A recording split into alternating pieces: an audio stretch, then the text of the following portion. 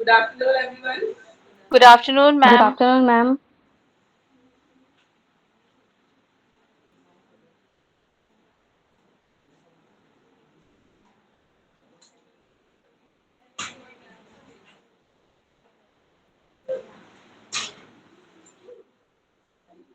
We are doing our paper 3 inclusive education.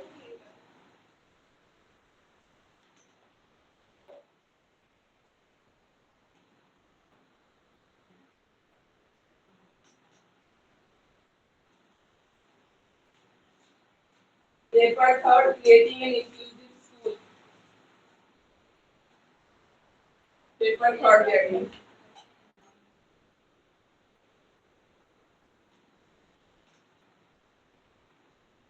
In last class we have discussed हमने rehabilitation council of India ये PWD act और ये सब discuss किया था. ठीक है. National institute of different disabilities तक हमने किया था. अली यादव जंग इंस्टीट्यूट और बाकी सब जो हमने डिस्कस किया था याद है. ठीक है, यहाँ तक हो गया था. आज हम करेंगे composite regional centres. Composite regional centre CR composite regional centres. जैसे नेशनल इंस्टीट्यूट है ना, ऐसे कुछ रीजनल सेंटर्स है.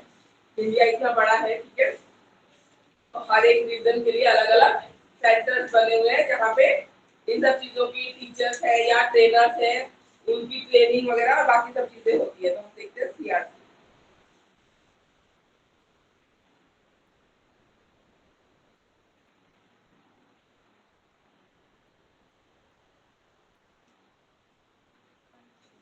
ये है सीआरसी. इंग्लिश में है 167. हिंदी में देखिए कहाँ है सीआरसी 128. हिंदी में 128, इंग्लिश में 167. ऑनलाइन स्टूडेंट मिल रहा सबको. Yes, Yes, ma'am. ma'am. Composite regional centres.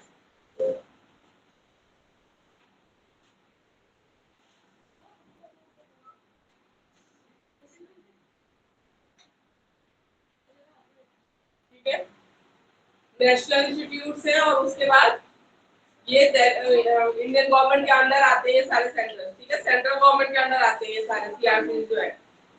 तो 5 डिफरेंट सीआरसी है जो सेटअप किए हैं इंडियन गवर्नमेंट ने डिफरेंट डिफरेंट रीजन के लिए. ठीक है.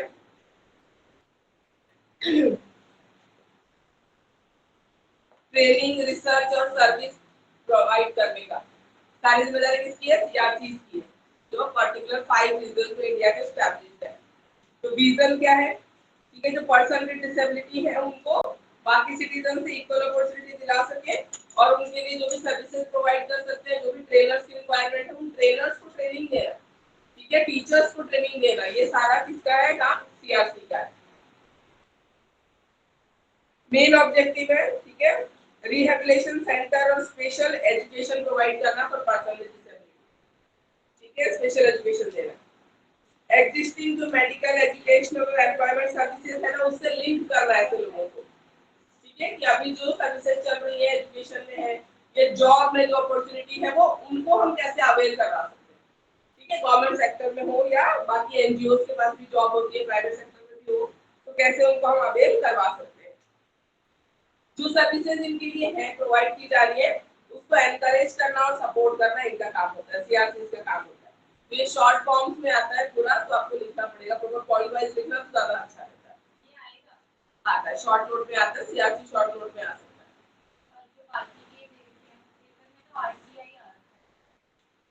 रिहैबिलिटेशन काउंसिल ऑफ इंडिया तो हर बार अलग अलग आता है ना, कभी सीआरसी आ सकता है शॉर्ट नोट, कभी वो आ सकता है, ये थोड़ी आएगा हमेशा.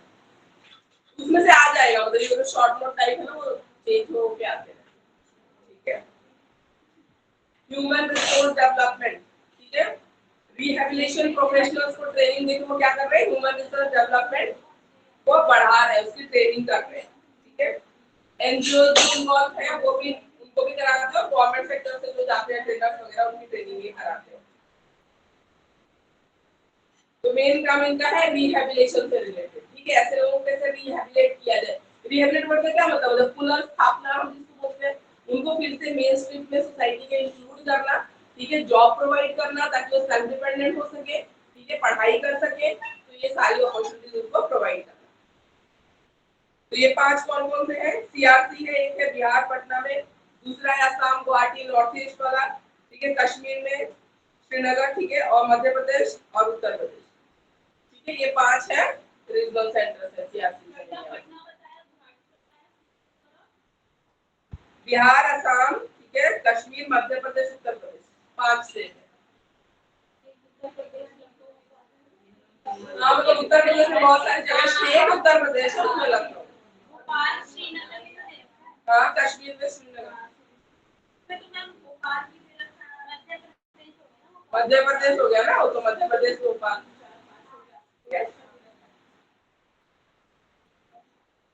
अब बेनिफिशियरी इन सीआरसीज में जो सर्विसेज प्रोवाइड की जाए, उसका फायदा कौन कौन उठा सकता है? वो सारे पर्सन जो पर्सन में डिसेबिलिटी है, जितनी भी डिसेबिलिटी हमने अभी तक पढ़ी है, लोकोमोटर हो सकती है, ठीक है, हियरिंग हो सकती है, विजुअल हो सकती है, किसी भी टाइप की, मल्टीपल भी हो सकती है। तो किसी भी पर्सन को अगर ऐसी किसी टाइप की दिक्कत है, तो वहाँ पे जितनी भी सर्विसेज है, जैसे हियरिंग एड, अगर किसी को सुनने में हियरिंग एड से प्रोवाइड करने से लेके उनके एजुकेशन से लेके उनकी जॉब तक की सारी सर्विसेज उनको वहाँ पे मिलेंगी, ठीक है। तो ये बेनिफिशियरी है जो वो कर सकते हैं। इसमें एक्सपर्ट की टीम में कौन कौन, आपको जॉब भी करना हो, कैरियर अपॉर्चुनिटी वाइज भी देखो, तो जो ऑडियोलॉजिस्ट है, ठीक है, बोलने सुनने में जिनको दिक्कत आती है तो हेल्प करते हैं, ऑडियोलॉजिस्ट है, साइकोलॉजिस्ट है, ऑक्यूपेशनल थेरेपिस्ट है जो बताते हैं इनको, ओरिएंटेशन एंड मोबिलिटी इंस्ट्रक्टर जिनको चलने फिरने में दिक्कत होती है, ब्लाइंड पर्सन को पुश स्टेप काउंट करना, चलना सिखाना, ठीक है, ये सारे प्रोफेशनल वहाँ पे होते हैं, उनकी टीम होती है। मेडिसिन की मेडिकल की टीम होती है, रिहैबिलिटेशन स्पेशलिस्ट होते हैं, जिनको समझाते हैं कि अब जो हो गया आगे की लाइफ आप कैसे अच्छे से वो कर सकते हो, स्पेंड कर सकते हो, ठीक है। एजुकेशनिस्ट होते हैं, सीआरसी, हाँ, मोस्टली शॉर्ट नोट में आता है, लॉन्ग में मतलब किसी और के साथ कंबाइन करके भी दे सकते हैं, कंबाइन कर देते हैं। हाँ, सीआरसी क्या होता है, किसके अंडर आता है, ठीक है, ये सारी चीजें हाँ एक क्यों एस्टैब्लिश किए गए हैं, एम और फंक्शन को सेम ही होता है, इसलिए एस्टैब्लिश किया गया, वही काम को करवा रहे हैं। कहां पे बेनिफिट्स और ये सारी लैंग्वेज मैथोलॉजिस्ट है, एजुकेशनिस्ट है, फिर वोकेशनल इंस्ट्रक्टर है, ये सारे लोगों की टीम होती है जो सीआरसी में काम करती है। तो बेनिफिशियरी वो लोग हो गए जिनको चाहिए वो जाते हैं वहां पे, सर्विसेज मिलती है। बाकी जॉब वाइज देखो तो इन सब फील्ड में भी जॉब है जो लोगों को पता ही नहीं, ठीक है, यहाँ भी तो जॉब है ना, और अच्छे अच्छे पैकेज है, बहुत अच्छी अच्छी सैलरी है, सेंट्रल गवर्नमेंट के अंडर आती है, बहुत अच्छी सैलरी, यहाँ पे लोग ही नहीं है काम करने के लिए, ऐसे लोगों के साथ काम करने के लिए, ये भी ठीक है। अब ये तो हो गया, देखो मेन हो गया सेंट्रल, नेशनल इंस्टीट्यूट हो गए, जैसे तो नेशनल इंस्टीट्यूट हो गए, फिर अलग अलग रीजन के लिए रीजनल सेंटर भी बना दिया, जैसे ईस्ट का इंसान है उसको साउथ में जाके करने में दिक्कत है, कितनी दूर जाएगा कोई, वेस्ट वाला फिर नॉर्थ में कैसे जाएगा, तो अलग अलग रीजन में अलग अलग सेंटर स्टैब्लिश कर दिए। उसके बाद डिस्ट्रिक्ट लेवल पे भी काम अच्छे से हो, उसके लिए डिस्ट्रिक्ट लेवल पे भी डिस्ट्रिक्ट डिसेबिलिटी रिहैबिलिटेशन सेंटर बनाया गया, जिसको हम डीडीआरसी बोलते हैं, DDRC, DDRC district disability rehabilitation centre. तो काम देखो इसका भी वही रहेगा, रिहैबिलिटेशन कराना ही रहेगा, पर ये कैसा रहेगा, ये रहेगा डिस्ट्रिक्ट लेवल पे जाके काम करेगा, ठीक है। एक स्टेट में बहुत सारी डिस्ट्रिक्ट आती है उसके अंदर, तो हर एक डिस्ट्रिक्ट में डीडीआरसी है, तो अपने डिस्ट्रिक्ट के अंदर उसकी जितने विलेजेस आ रही है, ठीक है, जितनी भी आ रही है जगह आ रही है उसके अंदर कवर होती है, डिस्ट्रिक्ट के अंदर जितना आता है उन सारे उस एरिया में कितने ऐसे लोग हैं उनका रिकॉर्ड मेंटेन करना, ठीक है, उनको सर्विसेज प्रॉपर प्रोवाइड हो रही है नहीं हो रही है ये सब देखना। अगर ऐसा कोई बच्चा है वो स्कूल जा रहा है नहीं जा रहा है, उसका एजुकेशन कंप्लीट हो रहा है, इस सब चीजों का रिकॉर्ड और बाकी सर्विसेज प्रोवाइड करने की रिस्पांसिबिलिटी डिस्ट्रिक्ट लेवल पे किसकी है, डीडीआरसी। सेंट्रल गवर्नमेंट रीजन वाले सेंटर में भेज देगा, वहां से फिर डिस्ट्रिक्ट डिस्ट्रिक्ट अलग अलग जगह पे डिस्ट्रीब्यूट करेंगे, जितने इक्विपमेंट्स आएंगी, व्हीलचेयर आएंगी, ठीक है, ये हियरिंग एड आ रहा है, जितना भी जो आ रहा है वो सारा फिर इसमें आएगा, फिर यहाँ से डिस्ट्रीब्यूशन होता है, ठीक है, तो डीडीआरसी।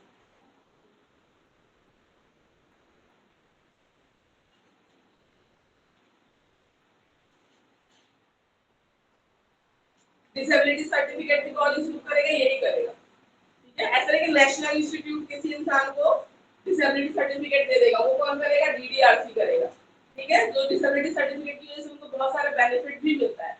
रेलवे की टिकट ठीक है कम प्राइस पे आपको मिलेगी, फैसिलिटीज मिलेंगी, आपको लोअर वर्क दिया जाता है अगर आप पेंशन करो तो। हाँ वो तो होती है, मान्यता तो वही देंगे, फाइनली प्रोवाइड इशू करना सर्टिफिकेट ये करेगा। तो डिस्ट्रिक्ट लेवल पे इनके हाथ में है ना, तो डिस्ट्रिक्ट लेवल का जो सर्टिफिकेट इशू करना है, ठीक है, डिसेबिलिटी सर्टिफिकेट जो इशू होता है वो ये डिस्ट्रिक्ट लेवल वाला करेगा, ठीक है, एडीआरसी करेगा। प्रोविजन ऑफ डिसेबिलिटी सर्टिफिकेट काम किसका है, डिस्ट्रिक्ट लेवल पे एडीआरसी का। उसके बाद assessment of the need of assistive devices, आपके डिस्ट्रिक्ट में कितने लोगों को असिस्टिव डिवाइसेस की जरूरत है, जिनको व्हीलचेयर है, कैरिंग एड है, बाकी चीजें हैं, कितने लोगों को जरूरत है, ठीक है। फिर provision fitness of assistive devices, yes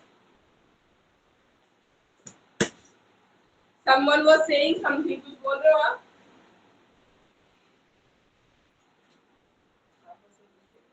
ma'am आप एक बार रिपीट कर दोगे, क्या बता रहे थे? एक्सक्यूज मी मैम, मैं आपको डीडीआरसी बता रही थी। एक्सक्यूज मी मैम, है मैम आवाज क्लियर नहीं है आपकी। आवाज नहीं आ रही है, बाकी स्टूडेंट्स को भी नहीं आ रही है क्या? Online student please confirm. Yes ma'am, आपकी आवाज बहुत आ कम रही आ है रही मैम, है। आ रही है मैम। आ रही है ना, तो ऑफिस साइड में नेटवर्क होगा, आप डिस्कनेक्ट करके फिर से रीजॉइन कर लें, ठीक है, क्योंकि अगर यहाँ से प्रॉब्लम होती तो सबको ही दिक्कत आती, ठीक है। डिस्कनेक्ट करके फिर से आप रीजॉइन कर लीजिए।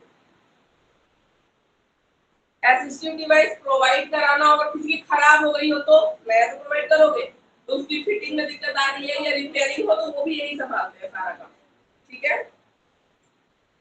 बैरियर फ्री एनवायरनमेंट को प्रमोट करना अपने डिस्ट्रिक्ट में, ठीक है, डीडीआरसी ये काम करता है।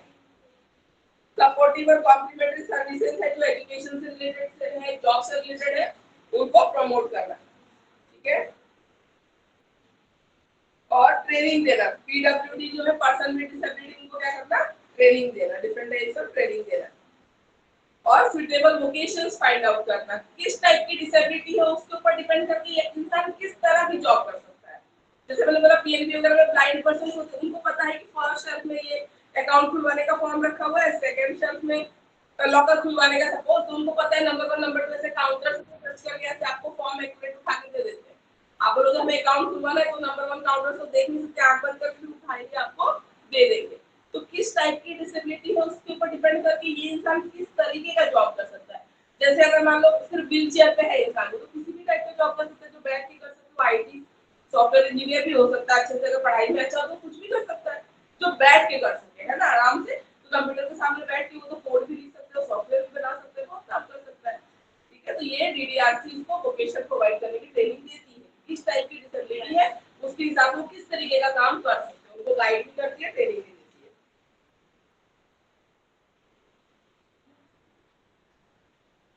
और उनको बताती है कि कौन से एजुकेशनल इंस्टीट्यूट है या वोकेशनल इंस्टीट्यूट है या जॉब्स कहाँ पे अवेलेबल है, ये सारी चीजें भी उनको बताई जाती है।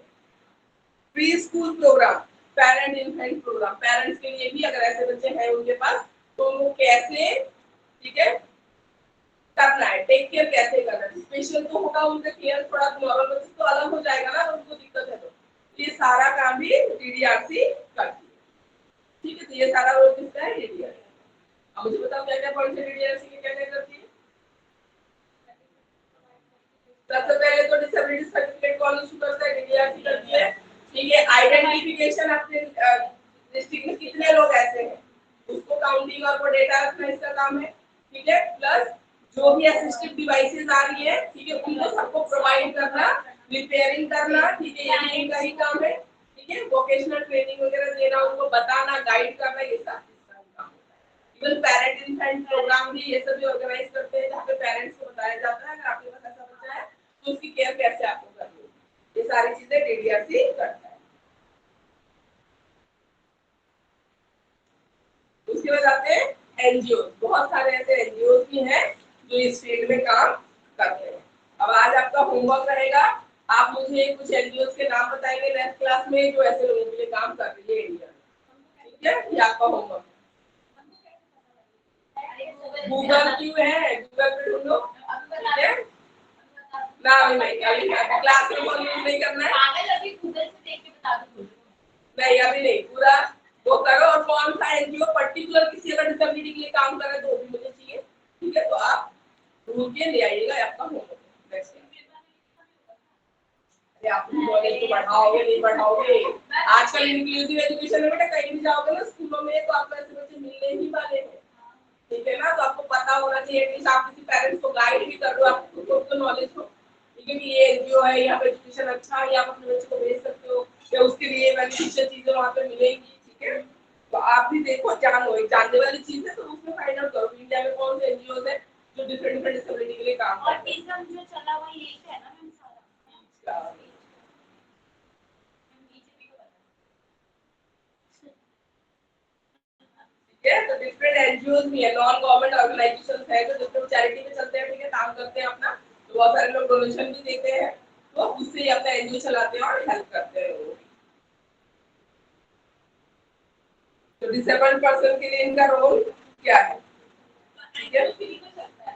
एनजीओ फ्री में नहीं चल रहा है। एनजीओ देखो, एनजीओ जिसके लिए भी सर्विस प्रोवाइड, बहुत सारे एनजीओ जो स्लम एरिया के बच्चों को पढ़ाते हैं, ठीक है? कुछ एनजीओ है जो पर्सन विद डिसेबिलिटी के लिए काम कर रहे हैं, पीडब्ल्यूडी लोग अलग अलग सेक्टर में काम करते हैं, तो उनको चैरिटी मिलती है, उनको चैरिटी से चलते हैं, लोग डोनेशन देते हैं ना, तो किसी ने नहीं दिया तो मत हो जाता है ऐसा नहीं होता। जो एनजीओ चलाते हैं ना उनके सोर्सेज है, गवर्नमेंट से नहीं आते। जैसे मुकेश अंबानी है, ये सभी तो इतना डोनेशन करते हैं, कोई ना कोई एनजीओ जो रियल में काम कर रहा है, दिखता है जिसका काम, बिल्कुल उसको तो देते हैं ना, हर कोई देता है, ऐसा कुछ नहीं, ठीक है? एक नेटवर्क बन जाते हैं, फिर एक बच्चे के मतलब एजुकेशन बच्चा है उसकी पूरी एजुकेशन का फीस कोई वगैरह पे करते हैं। हाँ, बिल्कुल करते हैं, ठीक है ना? ये हम लोग भी देखो, हम लोग भी अगल बगल जो भी चीजें डोनेट वगैरह करते हैं, अब हमारी मेड ही आ रही, हमें पता है कि शी इज रेडी ना, कभी वो काम कर रही है घर पे, हमें पता है, तो हमें भी कुछ डोनेशन देना होता है, एक्स्ट्रा कुछ करना होता है, कपड़े दिए, होली में नए कपड़े दिए या दिवाली में कुछ भी दिया है, तो हमें पता है वो नीडी है, तो हम भी अपने लेवल पे थोड़ा बहुत तो कर ही रहे हैं, ठीक है? एक ऑर्फनेज है यहाँ पे उत्तम नगर में, ठीक है? तो एक अगर मैं भी गई हूँ तो डोनेट तो पता है ऑर्फनेज चल रहा है, वो अच्छा काम कर रहे हो, सारे बच्चे और है, ठीक है? उधर है उत्तम नगर में भी है एक ऑर्फनेज, ज्यादा बड़ा नहीं है, पर वहां भी जाके हम डोनेट करके आए थे, जो एक्चुअल में पता है ना कि हाँ ये लोग नीडी है, जब आपको पता रहेगा तो क्यों नहीं? और बड़े बड़े ऑर्गेनाइजेशन से कंपनियां चल रही है, उनको भी चैरिटी करनी है, चलो अच्छे काम के लिए देना है, तो पता रहेगा, जो एनजीओ का काम दिखता भी है कि ये रियल में कर रहे हैं, ये इतना में कुछ को पढ़ा रहे हैं, है ना? रिकॉर्ड अच्छा है, सब कुछ अच्छा है, तो बिल्कुल कोई देगा कि नहीं देते हैं, ठीक है? तो ऐसे चलता है एनजीओ।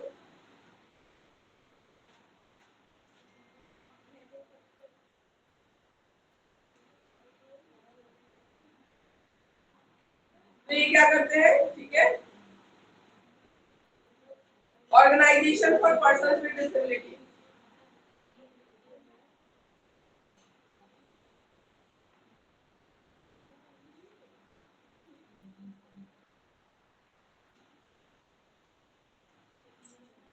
स्पेसिफिक जिनको डिफरेंट इम्पेयरमेंट है, जैसे हियरिंग इम्पेयरमेंट है, उनको आइडेंटिफाई करना, ग्रुप करना कि इनको ये रिक्वायरमेंट है, इनको ये रिक्वायरमेंट है, ठीक है? ये सब चीजें होती है। फिर पीपल विद डिसेबिलिटी, इनको एसोसिएट करना, parent of children with disability, ठीक है? उनको बताना, एसोसिएशन, ठीक है? उनको बताना उनकी टेक केयर कैसे करनी है, और ये सारी चीजें करते हैं। उसके बाद ऑफिशियल और ऑफिशियल एड और गवर्नमेंट मिनिस्ट्रीज है, ठीक है? तो इनके डेवलपमेंट के लिए कोई पर्टिकुलर अप्रोच इनको लगता है कि गवर्नमेंट को लेना चाहिए, तो बोलते भी। एनजीओ अपना काम कर रही है, सपोज गवर्नमेंट को भी सजेशन देती है कि इस एरिया में हम गए थे, ठीक है? वहाँ पे हालत ज्यादा खराब है, तो जो ऑफिसर्स हैं रिलेटेड डिस्ट्रिक्ट लेवल पे जाएंगे, ब्लॉक लेवल पे जाएंगे, उनको बताते हैं कि वहाँ पे ज्यादा दिक्कत है, हम तो कर रहे हैं एनजीओ, एज एनजीओ हम काम कर रहे हैं, पर आपको गवर्नमेंट की तरफ से भी वह चीजें प्रोवाइड करनी है, तो ये सब चीजें ही ये करते हैं।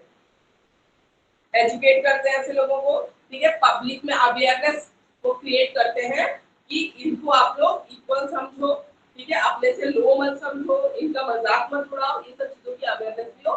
टाइम टू टाइम नुक्कड़ नाटक है, ये सब करके वो अवेयरनेस फैलाते हैं पब्लिक में, ठीक है? तो ये सब भी करते हैं।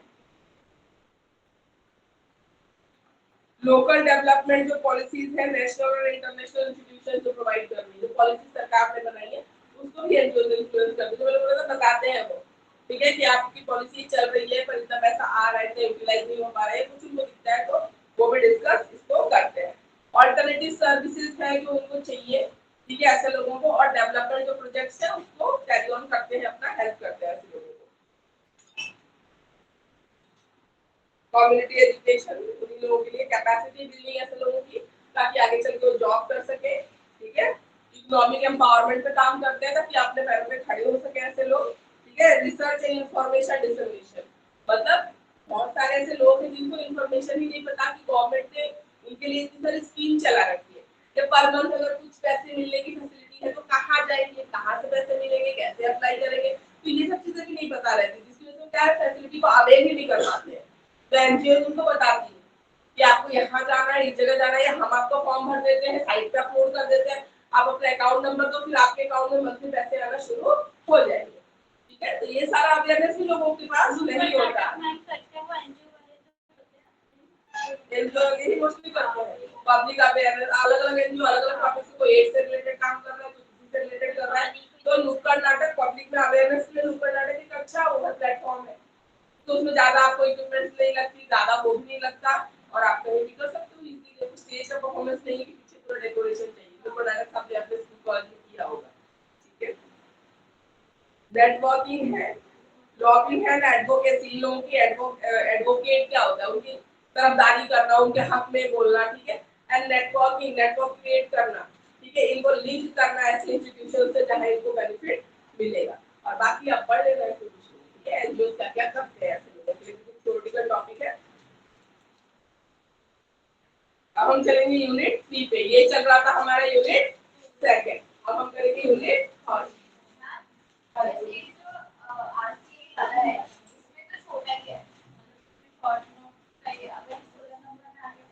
नहीं आएगा, ये आएगा आज से आरसीआई आता है, इम्पोर्टेंट है वो, ये करना पड़ेगा।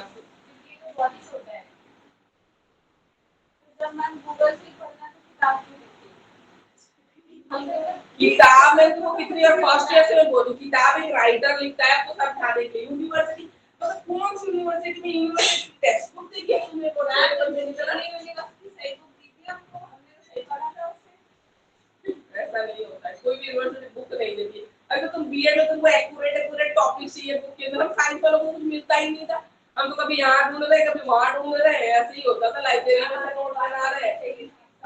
क्योंकि कोई अगर फिजियोलॉजी की बुक लिख रहा है, जेनेटिक्स की बुक लिख रहा है, तो इंसान तो जेनेटिक्स की बुक लिख रहा है, और ग्रेजुएशन सेकंड ईयर में मेरे जो टॉपिक्स हैं वो मुझे ढूंढने पड़ेंगे उन राइटर की बुक में, ऐसा होता है।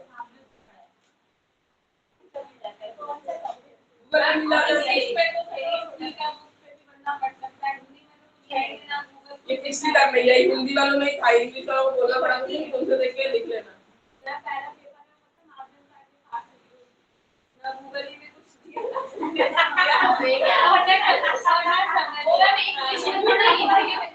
ये कंटेंट तो कहीं भी है, ये भी तो बोला समय भी नहीं मिला, मैं वो तो सब वाला बाकी पेपर में आता तो हेलो समय, मतलब कितने बुरे हैं लोग, समय नहीं मिला, हमारा पेपर था मई में, इनका कब हुआ बताइयो। अरे यहाँ से जो आधा घंटा हम तो लेट गए थे, वो सब अच्छा आधा घंटा लेट पहुंचे नहीं भी मैम, हमारे इस बार तो कहीं भी होगा, आप ठीक है ना चांसेस तो वही है, चांसेस वही है। थैंक यू, हमें तो क्या ना हमारे प्रोग्राम नहीं हार्ड के लिए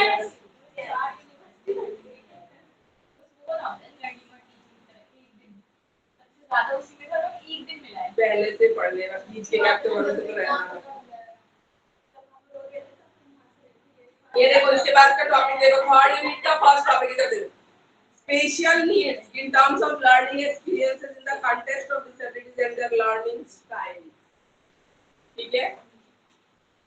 जो पर्सन में डिफरेंट टाइप की डिसेबिलिटी होगी, ठीक है, तो क्या होगा, उनका जो लर्निंग स्टाइल है, सीखने का तरीका भी अलग होगा, प्रॉब्लम अलग अलग है, ठीक है।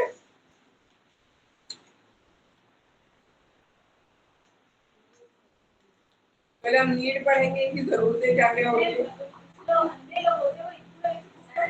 ब्रायल सिस्टम, वो रेल डॉट जो सिस्टम होता है उसके लेटर्स अलग अलग होते हैं, जैसे उनका 6 डॉट का रेल सिस्टम है, जैसे बी है तो मुझे नहीं पता, मैंने देखा है, बता दो आपको, जैसे तो 2 डॉट ऐसे होती है और ये और ऐसे सब तो वो टच करके पता नहीं अगर ये पैटर्न बना है तो ये लेटर है इसका होता मैम ये पूरा बता रहे हैं हाँ टच करके ब्लाइंड लोग भी टच करके पढ़ते हैं ब्लाइंड लोग सारे टच करके पढ़ते हैं ब्राille सिस्टम होती है उनकी बुक्स अलग होती है ऐसे ऐसे पता नहीं हाथ पे भी ऐसे ऐसे क्या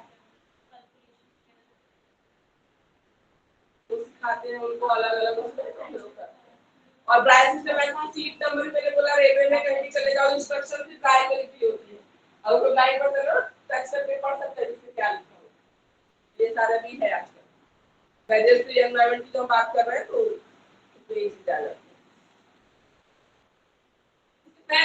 है हमारी आंखें हो रही बाकी नहीं पढ़ पाते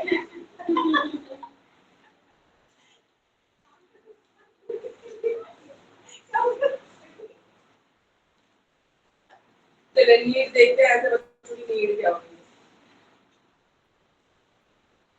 स्पेशल नीड ठीक है तो नीड्स क्या है need for the awareness of one's exceptionality और स्पेशलिटी उसको अपनी जो कमी है ना उसके बारे में उसको अवेयरनेस होना चाहिए कि मुझमें क्या कमी है और क्या अच्छी क्वालिटी है अगर हम देख नहीं पा रहे हैं तो मे बी आपकी जो हियरिंग है वो बहुत ज्यादा अच्छी होती है बाकी सेंसेस बहुत ज्यादा स्ट्रांग होते हैं तो अपनी कमी किस टाइप की कमी है इसका पूरा नॉलेज इंसान को होना चाहिए और क्या उसके प्लस पॉइंट है ये भी उनको पता होना चाहिए ठीक है ताकि वो अपने आप को एक्सेप्ट कर सके सबसे पहले एक्सेप्ट करेंगे खुश रहेंगे चिड़चिड़े रहेंगे कि मेरे साथ ये ऐसा क्यों हो गया तो वो कभी आगे नहीं बढ़ पाएंगे ना एक पॉजिटिव माइंडसेट कभी रख पाएंगे ना अपने लिए ना अपने आसपास के लोगों के लिए ठीक है तो सबसे पहले तो उनको जानना कमी क्या है खूबी क्या है जान जाएंगे तो सबसे पहले वो अपने आप को एक्सेप्ट करना सीखेंगे खुश रखना सीखेंगे तो ही कुछ आगे डेवलपमेंट की हम बात इन लोगों के लिए कर सकते हैं ठीक है need for coping with one's exceptionality अपने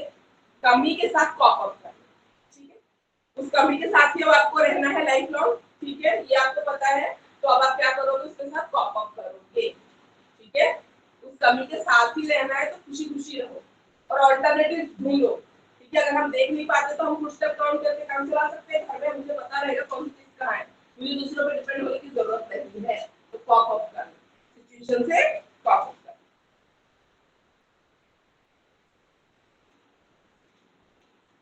तो उसके लिए उसको किसी असिस्टेंस की जरूरत पड़ती है स्टार्टिंग में ठीक है कुछ तो ऐसे केसेस होते हैं जो हमने पढ़ा था जिसमें लाइफ लॉन्ग की असिस्टेंस की जरूरत पड़ती है उसमें कुछ कर ही नहीं सकते लेकिन कुछ ऐसा भी होता है जैसे गाइड पर्सन है शुरू में असिस्टेंस दे दिया आपने फुटस्टेप काउंट करवा दिया बता दिया तो बाद में वो अपने आप ही आके फिर से पानी ले सकता है कुछ ऐसी चीजें कर सकता है उसके बाद है बीइंग एक्सेप्टेड विद देयर एक्सेप्शनलिटी ठीक है ऐसे लोगों को सामने वाले जो लोग हैं फैमिली वाले तो भी एक्सेप्ट नहीं करते ठीक है तो बाकी आप सोसाइटी और कम्युनिटी से क्या ही एक्सपेक्ट करते हैं तो सबसे पहले इनकी जरूरत है कि इनको एक्सेप्ट करना चाहिए खुले दिल से इनको एक्सेप्ट करो फैमिली वाले भी एक्सेप्ट करें और साथ के साथ सोसाइटी कम्युनिटी स्कूल बच्चा जहाँ भी जा रहा है ठीक है तो everyone should accept them with an open heart तो उसको एक्सेप्ट करो जैसा है बच्चा उसको एक्सेप्ट करिए need for getting appropriate education जैसे बच्चों के लिए एजुकेशन बहुत नीडेड है नॉर्मल बच्चों से ज्यादा नीडेड है नॉर्मल बच्चे की तो फिर भी बाकी सारे सेंसेस ठीक है ठीक है लोकोमोटर एबिलिटीज ठीक है वो कुछ ना कुछ हो सकता है कर लेगा पर ऐसे बच्चों की जिनकी स्पेसिफिक पर्टिकुलर टाइप की दिक्कतें हैं ठीक है इनको आप जब तक एजुकेशन नहीं दोगे ट्रेनिंग नहीं दोगे तो ऐसे बच्चे तो आगे फिर बहुत मुश्किल है ये कुछ नहीं कर पाएंगे तो इनके लिए एजुकेशन तो नॉर्मल बच्चों से भी ज्यादा जरूरी है need for being independent in life functioning ये बहुत जरूरी है उनके लिए ठीक है कि जिंदगी भर अगर किसी पे डिपेंडेंट रहेगा कोई भी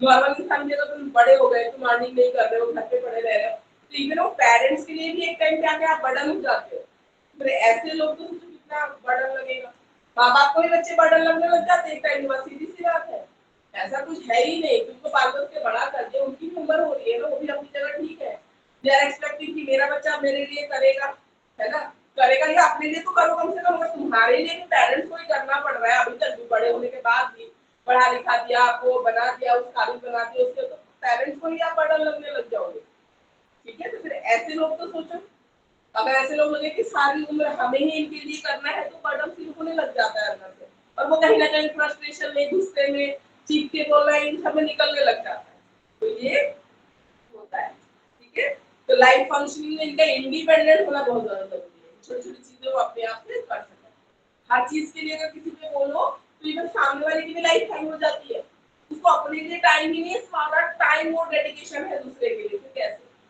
माँ भी होगी चाहे कोई भी होगी, कोई कितना करेगा, एक है ना, सारे टाइम अगर डिपेंडेंसी होगी तो मैम अगर क्वेश्चन आगे कि ये एक्सप्लेन करना है Needs को, को according to their learning style, तो ये इसमें सेम चीज आएगी।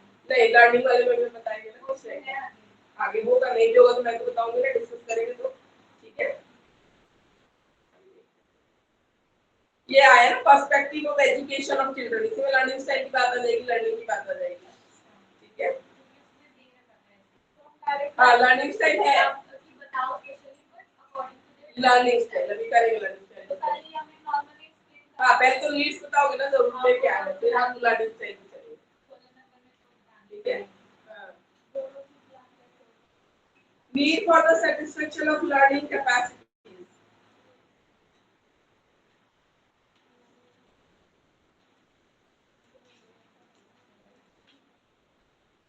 Need for satisfaction of learning capacities, ठीक है। अब देखो पॉजिटिव सेंस में भी होता है इनकी जो कैपेसिटीज है, जैसे एक गिफ्टेड बच्चा है, वो भी कभी कभी उसके लिए नुकसानदेह हो जाता है, तो बहुत ज्यादा इंटेलिजेंट है या बहुत ज्यादा स्लो लर्नर है क्लास में, क्योंकि पढ़ाया जो जाता है ना ऑलमोस्ट एवरेज बच्चों के हिसाब से पढ़ाया जाता है। तो गिफ्टेड बच्चा होगा वो 2 मिनट में तुम्हारा सम करके बैठ जाएगा, फिर पूरे टाइम क्या करेगा, पूरी क्लास में क्या करेगा, बाकी बच्चे जिसको करने में 10-15 मिनट देते हैं, वो बच्चा अगर 4 मिनट 5 मिनट में करके बैठ जा रहा है उसका, तो बच्चा क्या करेगा, तो उसके लिए भी नुकसान है, ठीक है। तो इसलिए बोला जा रहा है कि जो लर्निंग कैपेसिटीज है ना, उसको प्रॉपर सेटिस्फेक्शन करना जरूरी है। अगर आपकी क्लास में ऐसा कोई गिफ्टेड बच्चा है और साथ के साथ स्लो लर्नर है, तो हमेशा बोला जाता है आपका जो आप लेसन प्लान बनाते हो, जो पीजीएस का यूज करते हो, इन सबको ध्यान में लेके करो, और आपको हमेशा 4 सम, अगर आप मैथ्स के टीचर हो, उस गिफ्टेड बच्चे के लिए 4 सम आप एक्स्ट्रा लेके चलो, डिफिकल्ट लेके चलो, इजी में तो तुम्हारे 2 सेकंड में बना देगा, तो क्लास से डिस्टर्ब करता फिरेगा, फिर आप बोलते हैं कि लोग पीटीए में अच्छा है, पढ़ने में तो बहुत अच्छा है, पर बातें बहुत करता है, शराब बहुत करता है, तो आप टाइम दोगे वो क्या करेगा, वो जिसका ब्रेन इतना ज्यादा एक्टिव है वो कुछ तो करेगा, खुरापाती करेगा, जब आप उसको पॉजिटिव चीज में बिजी नहीं रखोगे तो खुरापाती करेगा, कुछ तो करेगा, दूसरों को तंग करेगा, बात करेगा, कुछ तो करेगा, ऐसे कैसे? तो ये चीज है। तो ऐसा अगर कोई बच्चा है तो उसके लिए आप मैथ्स का टीचर है, 4 सम एक्स्ट्रा लेके चलो, दूसरा कोई टीचर है 4 चीजें एक्स्ट्रा उसको होमवर्क लेके चलो, अपनी डायरी में लिख के चलो, ये मैं पकड़ा दूंगी बेटा, तुम ये करो, फिर तुम्हें बाकियों को भी नहीं पढ़ाने देगा और तुम भी परेशान होगे, उसका भी वो जो लर्निंग नीड की है वो सेटिस्फेक्शन उसका हो नहीं रहा है, जितना उसका ब्रेन है उसे यूटिलाइज ही कहाँ तुम करने दे रहे हो, ठीक है। तो ये भी दिक्कत है। Need for proper guidance and counselling, हम बार बार एक चीज बोल रहे हैं स्टार्टिंग से, ऐसे लोगों को गाइडेंस एंड काउंसलिंग की जरूरत होती है, ठीक है। कभी कभी ये डिप्रेशन में जा सकते हैं क्योंकि सोसाइटी इग्नोर करती है, फैमिली इग्नोर करती है, बहुत सारी चीजें होती है, तो guidance and counselling her step पे इनको चाहिए होता है। Need for getting equal educational opportunities, अब तो ये बात हम बोल ही रहे हैं इंक्लूसिव एजुकेशन में कि जो नॉर्मल बच्चों को जितनी अपॉर्चुनिटीज मिलती है उतनी ही इन बच्चों को भी मिलनी चाहिए।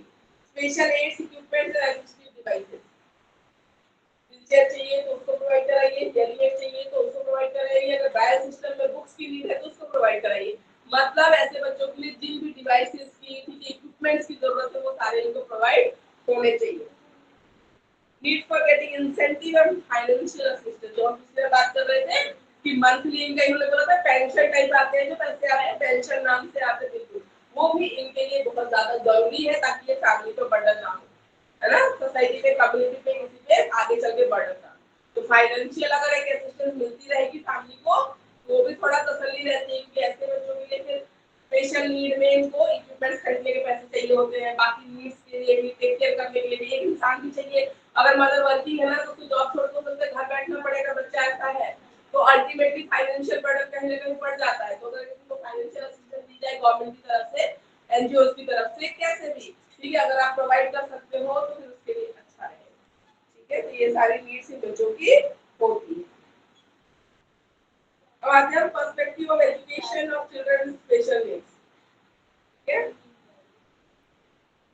ये तो पूरा वही ऐसा है और मौसम भी थोड़ा वैसे ही हो रहा है तो इसलिए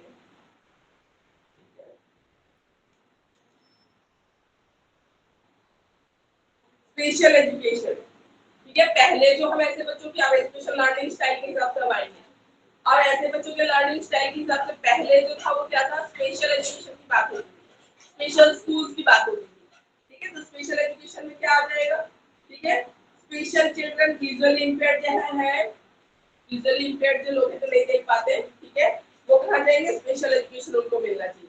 स्पेशल एजुकेशन के स्पेशल स्कूल्स खोलने चाहिए, उसके लिए खर्चा भी ज्यादा लगता है, ठीक है। नॉर्मल टीचर तो पढ़ाएगा नहीं बच्चों को, तो उनकी ट्रेनिंग के लिए भी वो भी अच्छे खासा पे करके अच्छी खासी ट्रेनिंग लेके आए होते तो सैलरी उनको ज्यादा चाहिए, तो खर्चे वाला जो सिस्टम है उसमें ये ज्यादा है, ठीक है। अगर स्केल उसमें कराया जाए, स्पेशल एजुकेशन इनको कराया जाए, अलग से कराया जाए। फिर चैरिटी ओरिएंटेड होता है स्पेशल एजुकेशन, ठीक है, चैरिटी ओरिएंटेड भी होता है। टीचर इफेक्टिवनेस है वो लिमिटेड टू द ग्रुप, इतने इफेक्टिव टीचर आपको उस फील्ड में मिलेंगे ही नहीं, तब तो टीचर ही नहीं मिलेंगे, और अभी भी नहीं मिल रहे हैं, अभी भी नहीं है, कोई ऐसे बच्चों के साथ काम करने को तैयार नहीं है, ठीक है। लेकिन कैरियर वाइज मैं बार बार बोलती हूँ कि अब उसमें सैलरी बहुत है, डिमांड बहुत है, ठीक है। स्पेशल जल्दी हो जाता है, तो उनको कोई नहीं पूछ रहा, डिग्री दे देंगे सीधा अंदर और आराम से पूरा फुल पेज के लोगे। नहीं तो मैं बार बार आपको बोलता हूँ पेशेंस से तो आप मैं आपके लिए आप भी फ्रस्ट्रेट हो जाओगे, बच्चे पे गुस्सा निकालो तो बच्चे के लिए अच्छा है ना आपके लिए अच्छा है। अगर किसी में है ये पैशन है अंदर से कि मुझे उन बच्चों के लिए काम करना है, तो आप जाइए, तो आप दोनों के लिए बहुत अच्छा है, कैरियर वाइज भी अच्छा है, आपको भी अपना काम करके सेटिस्फेक्शन मिलेगा कि मैंने उन बच्चों के लिए किया जिनके लिए कोई नहीं करता, एक जॉब सेटिस्फेक्शन भी तो हो गया, काम करके सेटिस्फेक्शन मिल रहा है, पैसे तो आ रहे हैं, सैलरी तो आ जाएगी, लेकिन आप सेटिस्फाई भी रहोगे अगर आपका पैशन है तो, ठीक है, ठीक है। तो अगर आपको लगता है तो limited opportunities for participation special education में, मैम इसने तारे जमीन पे मूवी नहीं देखी क्लास 5 अभी इंक्लूसिव एजुकेशन पढ़ रहे हो तो देख लेना, अभी ज्यादा अच्छा लगेगा देखने में। बम वाले गाना सुना है गाना सुना है डिसलेक्सिया होता है, उसको पढ़ लेना, एक बार देख लेना। इनके लिए स्पेशल करिकुलम बनाना पड़ता है, स्पेशल स्कूल के लिए मेथड्स स्पेशल मेथड्स यूज होते हैं, स्पेशल एजुकेटर्स लगते हैं, ठीक है। और स्पेशल स्कूल्स में जाने वाले बच्चों का जो सेल्फ कॉन्फिडेंस है वो लो होता है ना, उनको लगता है कि हम दूसरे से अलग है, नॉर्मल बच्चे जहाँ जा पाते हैं वहाँ नहीं जा पा रहे, हमें अलग से पढ़ाया जा रहा है, अलग से हमें दूसरी जगह पे जाना पड़ रहा है, ठीक है। उसके बाद पहले सेपरेशन की बात होती थी लर्निंग स्टाइल के हिसाब से, अभी लर्निंग स्टाइल के हिसाब से ये बात कर रहे हैं, उनका लर्निंग स्टाइल अलग है तो उनको स्पेशल स्कूल में भेजने की बात होती थी। अब क्या हो रहा है, उस जो सेपरेशन को अब इंटीग्रेशन में बदला गया है, अब इंक्लूसिव एजुकेशन की बात होती है जिसमें बोला जा रहा है कि सारे बच्चे नॉर्मल हो या स्पेशल हो, सब एक साथ एक जगह पे पढ़ाई करेंगे।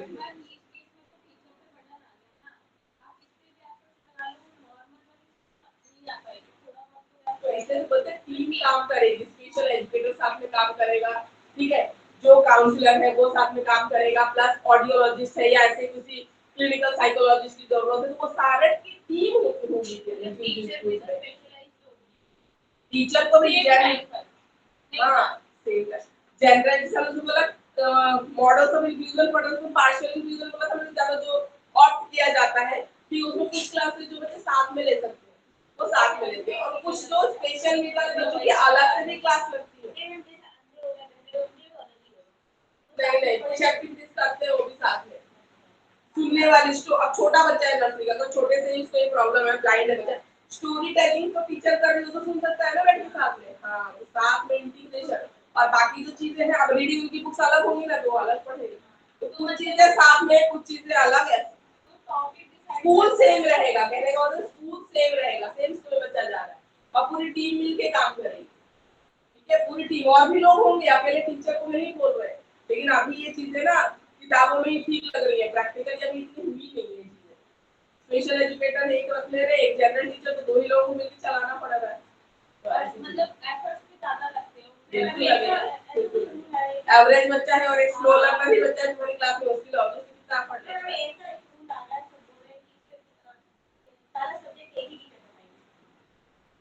सारी क्लास नहीं, बड़ी क्लास में मतलब इसको आएगा ही नहीं तो पढ़ाएगा, छोटे बच्चों के तो ठीक है, मदर टीचर को बच्चा अटैच हो जाता है ना टीचर से, तो वो तो अभी भी वही है, सेकंड तक तो वही चल रहा है, हां मदर ही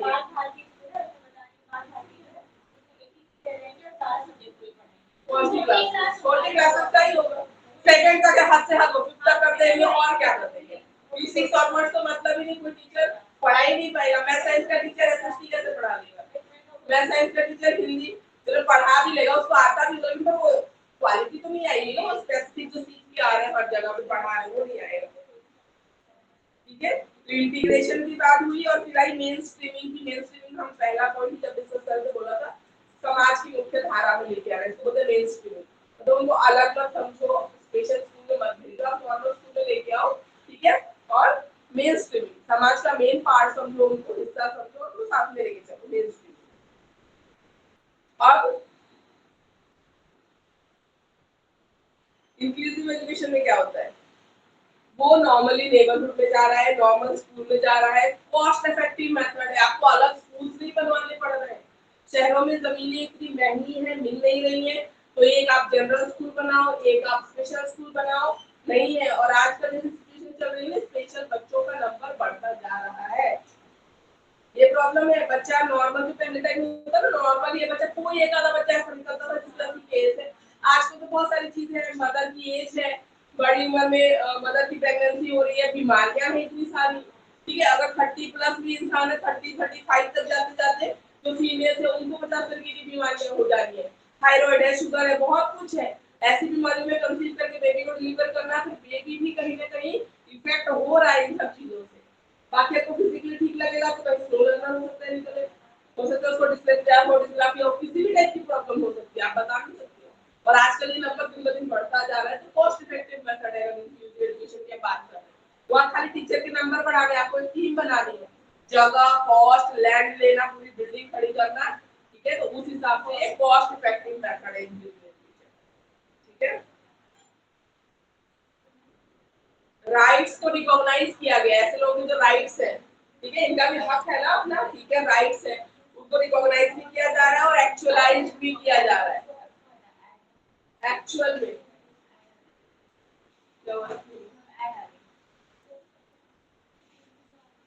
ठीक है, इक्वल अपॉर्चुनिटी मिल रही है सबको।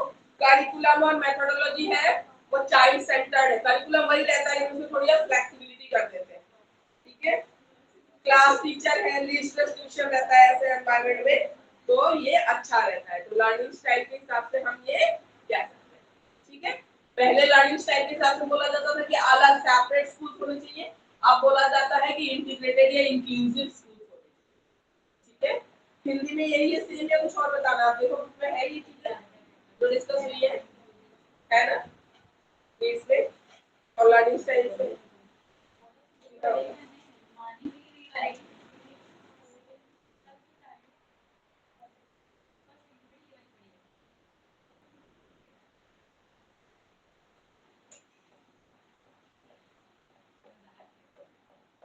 इसमें और थोड़ा डिटेल में दिया हुआ है। देखो इधर हिंदी की बुक में, हाँ सुन लो, खुश हो जाओ, हिंदी की बुक में तुम्हारे लर्निंग स्टाइल के हिसाब से स्पेसिफिक पॉइंट भी दे रखा है, तो तुम लोग फोटो क्लिक कर लेना इंग्लिश वाले, हिंदी में भी। ठीक है, तो मैं आपको बता रही हूँ, इसमें से देख लो हिंदी वाले में।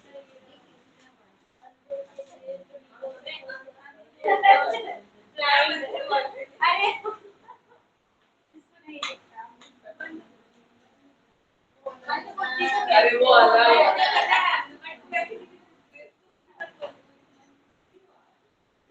वो आप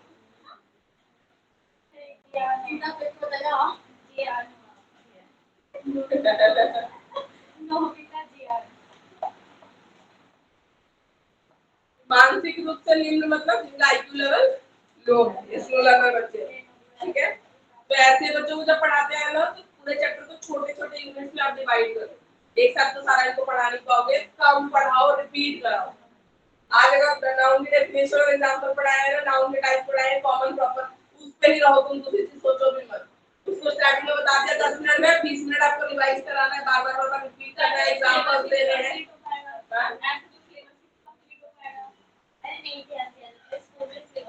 ये बोला जा रहा है ना, ठीक है, ये थ्योरेटिकल चीज है, प्रैक्टिकल होगा, लेकिन उसके लिए फिर आपको टाइम देना पड़ेगा, जो देते हैं। कितना पढ़ा लेगा, कितना रिपीट आप करा लोगे,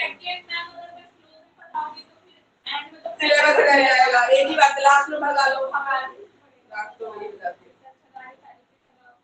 ठीक है, जो टीचर है वो क्रिएटिव होना चाहिए, खुद क्रिएटिव हो गए तो आप बच्चों की क्रिएटिविटी को मोटिवेट करोगे। ठीक है, फिर ये फिर सोसाइटी एक्सेप्ट करे सर थिंकिंग स्टाइल करते हैं। ठीक है, मोटिवेशन है, ये तो सब में ही आएगा, मोटिवेट करते रहो ऐसे बच्चों को। ठीक है, और रिहैबिलिटेशन ये जो है चीजें इनकी जानकारी देती रहती है बच्चों को। ठीक है, और जब सब्जेक्ट चूज करते हैं ना उसमें काउंसलर की हेल्प दिलवा देंगे बच्चों को, खुद से नहीं समझ में आएगा ना क्या सब्जेक्ट ऑप्ट करना है क्या नहीं करना है। नाइन्थ वगैरह में जो ऑप्शंस आ जाते हैं कंप्यूटर साइंस तो एक्स्ट्रा सब्जेक्ट ऐड होने लग जाते हैं, तो काउंसलर की हेल्प से इनको काउंसलर की हेल्प देनी चाहिए। बच्चों का स्पेसिफिक इंटरेस्ट पता लगाओ, किसमें बच्चा ज्यादा इंटरेस्टेड है। जब पढ़ाई में कम है तो उस फील्ड में तो आगे जाए, हो सकता है स्पोर्ट्स हो, ड्राइंग हो, कुछ और हो सकता है, अच्छी होती है। ठीक है, मैम हिंदी में पेज हिंदी में पेज नंबर 153।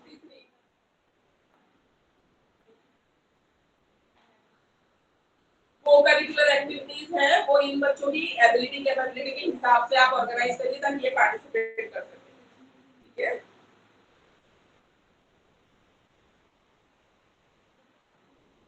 उनको कोई ड्रामा हो रहा है, पोएम रेसिटेशन हो रहा है, क्रिएटिव एक्टिविटीज हो रही है उसमें पार्टिसिपेशन कराओ। तो ये सारा ऐसे इसमें कोई दिक्कत नहीं है, पढ़ोगे तो समझ में आ जाएगा। जो सुन नहीं पाते हैं, ठीक है, जो सुन नहीं पाते हैं उनके लिए श्रवण बाधित, देखो इधर हियरिंग इंपेयर्ड जो बच्चे उनके लिए कौन कौन सा मेथड, उनके लिए टच मेथड। ठीक है, टच करके बच्चा बता सकता है सॉफ्ट और छोटी चीजें सिखा रहे छोटे बच्चों को नर्सरी बनती है, तो ये है। ठीक है, लिप रीडिंग सिखा सकते हो आप, लिप रीडिंग मेथड सिखा सकते हो, जो सुन नहीं पाते वो लिप रीडिंग कर सकते हैं। ठीक है, साइन लैंग्वेज होती है ना, साइन लैंग्वेज भी होती है। ठीक है, लिप रीडिंग होती है, साइन लैंग्वेज भी होती है। ठीक है, बॉडी का जेस्चर पोस्चर, ठीक है, उससे भी हाव भाव से भी समझते हैं बच्चे। ठीक है, साइन लैंग्वेज। ठीक है, इन बुक बधिरों के लिए समाचार सेक्शन आता है। और जो थोड़ा ऊंचा सुनते, देखो जो कंप्लीटली हियरिंग इंपेयर्ड नहीं है, खाली ऊंचा सुनते हैं, उनके लिए साउंड एम्पलीफायर्स का यूज कर सकते हैं। कुछ होती है ना एम्पलीफायर साउंड को बढ़ा देती है, तो साउंड एम्पलीफायर्स का यूज कर सकते हैं।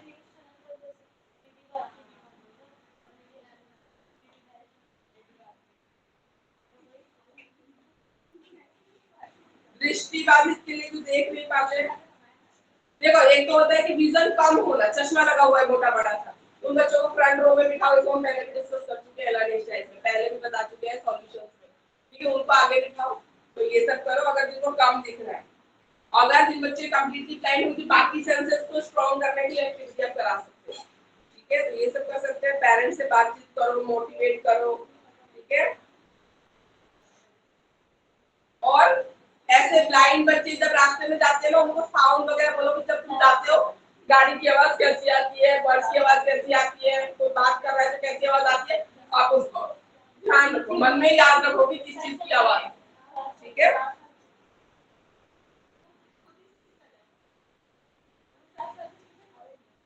ब्लाइंड बच्चों को, ठीक है, जो देख नहीं पाते उनको आप ओरल टेस्ट ज्यादा प्रेफर कर सकते हो और छोटे छोटे क्वेश्चन पूछो। ठीक है, तो ये सारी चीजें हैं जो आपको पढ़नी है। और जो लोकोमोटर डिसेबिलिटी वाले हैं वो फर्स्ट रो में बिठाओ, थोड़ा स्पेशियस रखो उनकी चेयर देयर। ठीक है, ऐसे कर सकते हो आप।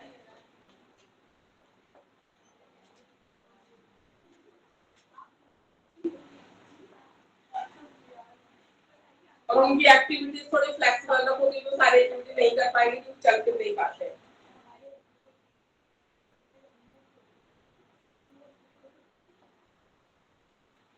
और जिनको लैंग्वेज सीखने में दिक्कत है या हकलाते हैं कुतलाते हैं, ठीक है, उनको प्रॉपर प्रोनाउंसिएशन वाले मेथड से सिखाना चाहिए ताकि थोड़ा वो सही से बोल सके।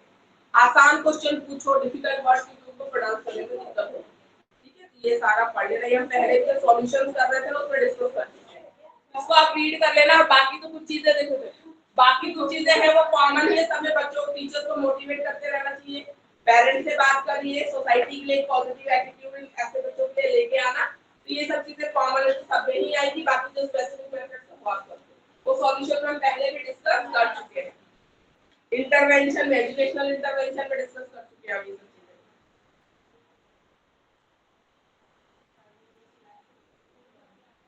उसके बाद आते हैं school awareness and readiness. School awareness and readiness. Ma'am page number किस पे है? हाँ जी बोलिए, ये थर्ड यूनिट का ना नेक्स्ट पॉइंट है।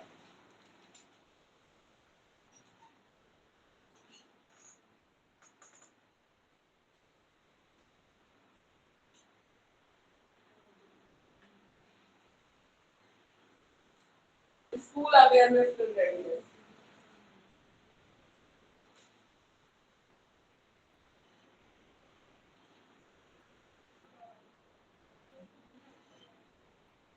अब बताओ स्कूल रेडीनेस से आप क्या समझते हो? स्कूल रेडीनेस से क्या समझते हो आप? लेना कि मतलब की शिक्षा लेना ज्यादा जरूरी है। रेडीनेस मतलब होता है कि इच्छुक होना उस चीज के लिए, रेडी हो आप उस चीज के लिए, यही जागरूकता, तत्परता, उस चीज को सीखने के आप रेडी हो, ठीक है।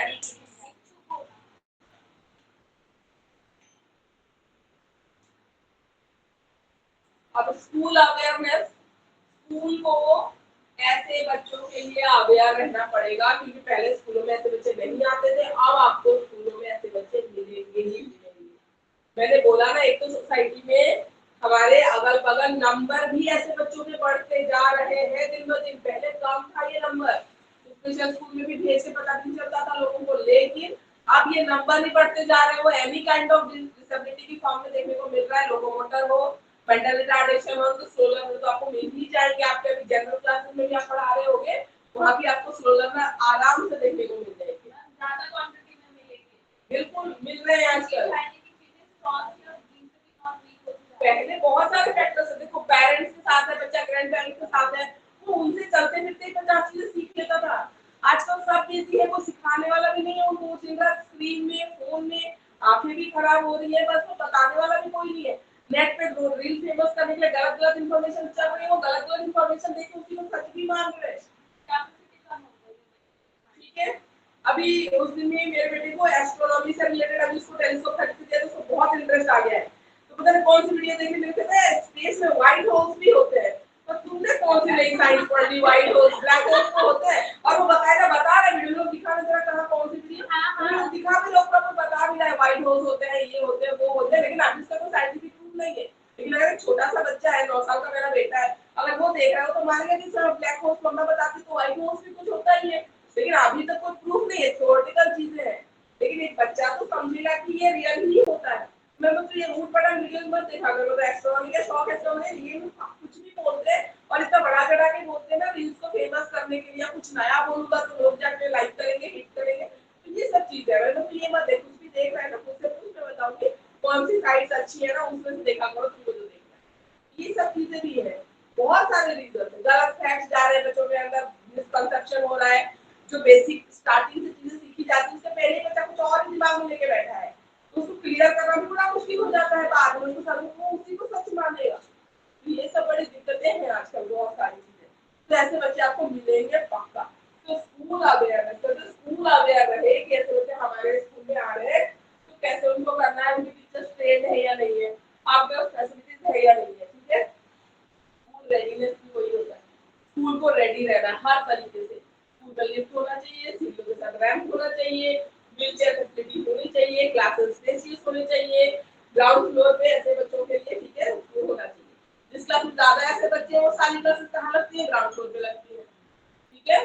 तो ये सारी चीजें, तो स्कूल को भी रेडी रहना है। कैसे उसको आप पढ़ाओगे, वो तो नॉर्मल बच्चे की तरह नहीं पढ़ेगा, है ना। तो आपको अपॉइंट करना है, स्पेशल एजुकेटर को अपॉइंट करना कम से कम। अभी तो हम कम से कम की बात करते हैं, आप पूरी टीम नहीं भी हायर कर पाते हो, स्पेशल एजुकेटर तो आपको चाहिए होगा। तो बताएगा तो सही जनरल टीचर को कि कैसे करना है, दोनों आपस में बॉन्डिंग करके तो करेंगे बच्चे को, ठीक है। तो स्पेशल एजुकेटर और जनरल टीचर दो लोगों की बॉन्डिंग और आपस की अंडरस्टैंडिंग बहुत जरूरी है ऐसे बच्चे की प्रोग्रेस के लिए। वो तो आपको चाहिए होगा, तो रेडीनेस में सब चीजें आप करोगे तभी जाके होगा। तो ये बच्चे पीछे ही रह जाएंगे, फिर आगे नहीं हो पाएंगे कभी भी।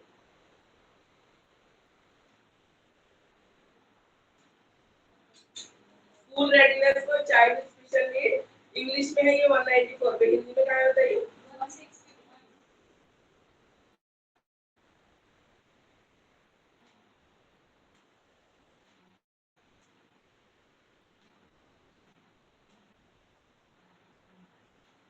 इसमें दो तरीके की रेडीनेस है। तो हम स्कूल रेडीनेस की बात कर रहे हैं जहाँ स्कूल को ऐसे बच्चों के लिए तैयार होना है कि हमारे स्कूल में ऐसे बच्चे आने वाले हैं तो हम कैसे तैयार करें। दूसरा है ऐसे बच्चों को स्कूल के लिए तैयार करना। देखो इसमें दो पर्सपेक्टिव है। एक तो है स्कूल को तैयार रहना है, सारी फैसिलिटीज रखनी है ताकि ऐसे बच्चे हमारे स्कूल में आए तो हम उनको कैसे डील करेंगे। दूसरा है बच्चे को ऐसे बच्चों को स्कूल नॉर्मल स्कूल में जाने के लिए तैयार करना। दो पर्सपेक्टिव है रेडीनेस में, बच्चा भी रेडी होना चाहिए और स्कूल भी रेडी होना चाहिए। ठीक है, बच्चे के मन में भी वो हेजिटेशन रहेगी सारे टाइम की मैं अलग हूँ, ठीक है, या बच्चे उसके साथ की लाइफ पुलिंग कर रहे हैं, उसका मजाक उड़ा रहे हैं, तो बच्चे में भी वो रेडीनेस आएगी नहीं। तो दोनों तरफ से रेडीनेस जरूरी है।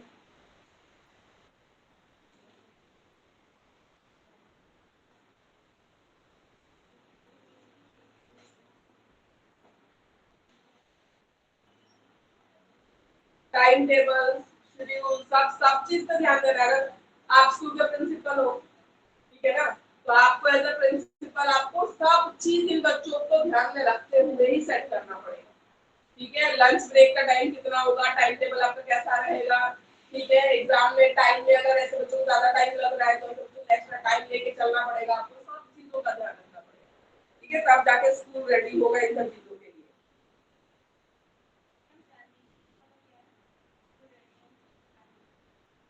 ट्रांजिशन चेंज हो रहा है। पहले तो स्पेशल स्कूल की बात करते थे, अब इंटीग्रेटेड की बात करते हैं। एक ट्रांजिशन फेज से गुजरा है ना, अब लोग एक्सेप्ट करने लगे हैं धीरे धीरे चीजों को। तो टीचर ने भी अब देखा है जहाँ कैसे फ्लो लर्नर बच्चे हैं वो भी अब सीख रहे हैं कैसे बच्चों को कैसे डील करना है, कैसा पेपर इनका बनाना है। काफी बच्चों को नॉर्मल पेपर नहीं होता, क्वेश्चन पेपर को भी चेंज करना पड़ता है क्योंकि अटेम्प्ट ही नहीं कर पाएंगे सब पेपर। तो अब धीरे धीरे वो ट्रांजिशन वाला फेज एक्सेप्टेड हुआ है, इसको बोलते हैं ट्रांजिशन चेंज। तो सेग्रीगेशन से इंटीग्रेशन की तरफ भी ट्रांजिशन हुआ है।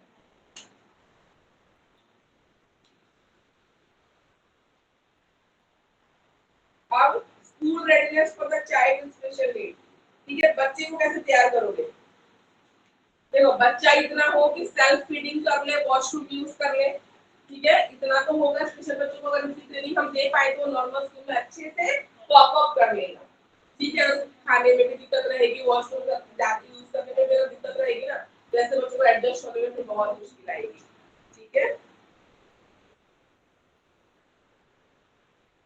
जब अगर बच्चा छोटी क्लासेस से जैसे नर्सरी केजी पढ़ के फर्स्ट सेकंड जा रहा है तो उनकी टाइमिंग वगैरह भी बढ़ जाती है, तो उसके लिए उसको ट्रेनिंग देनी पड़ती है ताकि वो कहाँ बैठ पाते हैं, उनको आदत ही नहीं होती है, बहुत मुश्किल होता है टीचर्स को। ठीक है, एक एक वर्ड के आंसर कैट बैट मैथ पढ़ते हैं केजी में और फर्स्ट क्लास में आके एक एक लाइन की जब आंसर आते हैं ना बहुत मुश्किल होती है। वो ट्रांजिशन जो फेज है ना टीचर को बहुत मुश्किल होती है। नर्सरी वाला पढ़ के केजी में आएगा, केजी वाले को दिक्कत नहीं है, केजी से जब फर्स्ट में जाएगा तो दिक्कत है। फिर थर्ड वाले को दिक्कत आती है, थर्ड में जाते ही आंसर भी 4-5 लाइनों की तब होने लग जाते हैं ना, तो फिर सेकंड वाले ने उतना नहीं पढ़ा होता, फिर थर्ड वाले टीचर को बहुत प्रॉब्लम आती है। ऐसे ही फिफ्थ तक इन्होंने कुछ नहीं पढ़ते पढ़ते फिफ्थ क्लास निकल जाती है। फिर जब सिक्स में इतने सारे टॉपिक्स इंट्रोड्यूस हो जाते हैं ना, इनका जो रिजल्ट आता है वही खत्म। हाँ, नहीं आता है, एडaptability का पता नहीं टॉपिक कितना पढ़ना है ऐसा लगता है बच्चों को। सब्जेक्ट भी डिवाइड हो जाती है, ईवीएस की जगह साइंस भी आ गया, एसएसटी भी आ गया, इतनी चीजें पढ़नी पड़ जाती है ना, बस बच्चा सिक्स में तो बस खत्म ही है। फिर जब वो अडॉप्ट होता है एक साल तब जाके कहीं बच्चा 7 में 8 में सही चलता है। फिर 8 वाला मतलब फिर जब 9 में जाओगे तो भी दिक्कत है। 9 की साइंस उठा के देख लो और 8 की साइंस उठा के देख लो, कहीं कोई लेना देना ही नहीं है, बहुत मुश्किल है। साइंस भी बहुत मुश्किल है, 8 की साइंस इतनी आसान है। बच्चों के पर्सपेक्टिव से देखो 9 की साइंस बहुत मुश्किल, 9 की साइंस तो 10 की साइंस से भी मुश्किल है। और 9 का साइंस में सारा जो चैप्टर है वही 11 में कंटिन्यू होते हैं, तो जो बच्चे फर्स्ट ईयर में साइंस छोड़ देते हैं ना इसलिए छोड़ देते हैं। 9 में अगर सही से बच्चा को साइंस पढ़ेगा वो 11 में परेशान नहीं होगा। 9 में साइंस नहीं पढ़ा ना वो तो 11 में जाकर रो ही जाता है कि वो चेंज ही हिस्ट्री भी चेंज कर लेगा। कॉमर्स आर्ट्स ऐसे में चले जाते हैं बच्चे, नहीं होता वो। न्यूमेरिकल से भरा हुआ पूरा साइंस है 9 का हो जाता है। ठीक है, तो ट्रांजिशन वाले फेज में बच्चे को तैयार करना बहुत ज्यादा जरूरी है, नहीं तो आगे की क्लास में बहुत दिक्कत है। ठीक है, तैयार करना बच्चों को तैयार करना। जैसे छोटे बच्चों के लिए इसमें तो फिर भी नर्सरी में कम बच्चे होते हैं पर टीचर, आगे जाके क्या हो जाता है ज्यादा बच्चे कम, मतलब एक टीचर पे ज्यादा बच्चे हो जाते हैं, प्राइमरी सेक्शन आते जाते वैसा हो जाता है। तो ये सब जो ट्रांजिशन वाले फेज है ना इसको बच्चे को अडॉप्ट करना सिखाना जरूरी है, तो ही वो इंक्लूसिव एजुकेशन में सेटअप में फिट हो पाएगा। ठीक है, अपनी टर्न से जाना, टर्न के लिए वेट करना, ठीक है, मोर कंसंट्रेटेड रहना, ठीक है। तो ये सब चीजें बच्चों को सिखानी पड़ेंगी, तब जाके बच्चा इंक्लूसिव एजुकेशन के सेटअप के लिए रेडी रहेगा। तो दोनों तरीके से, ये तो हम रेडीनेस की बात कर रहे हैं, दोनों तरीके से होनी चाहिए। स्कूल भी रेडी वैसे बच्चों के लिए, और बच्चों को भी तैयार कराना कि ऐसे स्कूल के सिस्टम में कैसे ढलना है, ठीक है।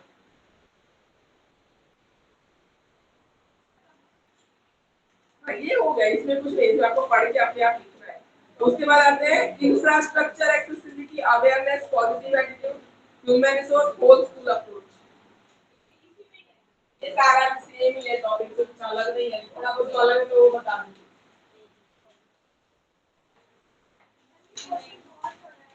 मैम हमारे भी तो बहुत सारा, अरे तो कौन सा वाला? सिलेबस में ना रेडीनेस वाला?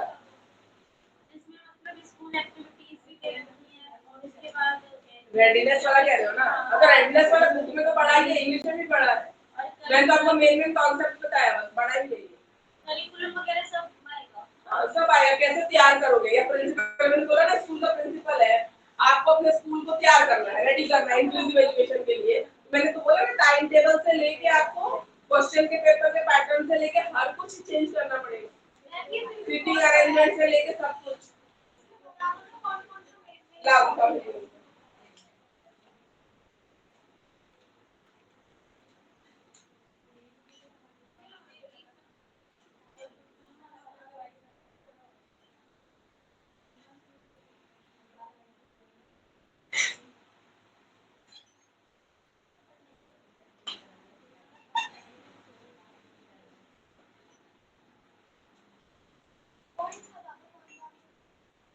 Readiness and transition.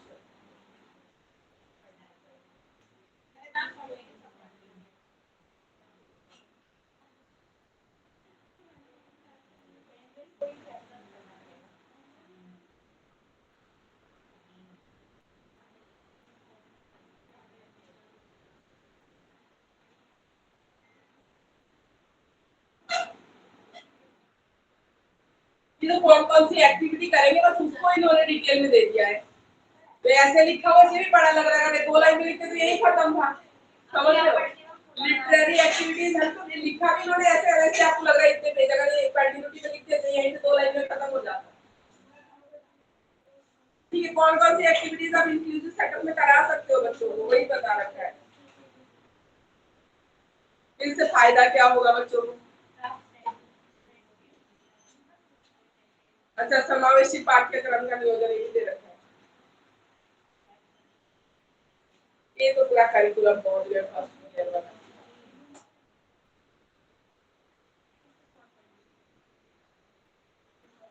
Principles of curriculum construction भी दे दिया, इतना थोड़ी है। रुक जाओ मैं बता, देखो एक्टिविटीज तो लिख देना, ठीक है। उसके बाद हम आते हैं, उसके बाद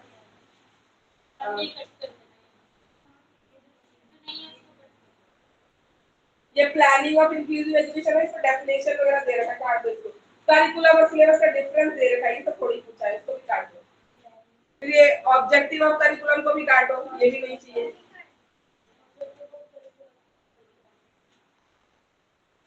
फिर ये टाइप्स ऑफ करिकुलम भी काटो, ये तो पार्ट में क्वेश्चन में यहाँ थोड़ी जरूरी है। Need and importance of curriculum के पीछे इसको भी काटो। पाठ्यक्रम निर्माण के जो सिद्धांत है उसको भी काटो, वो क्यों चाहिए? हाँ, उसके बाद अब ये, अब यहाँ से लिखना है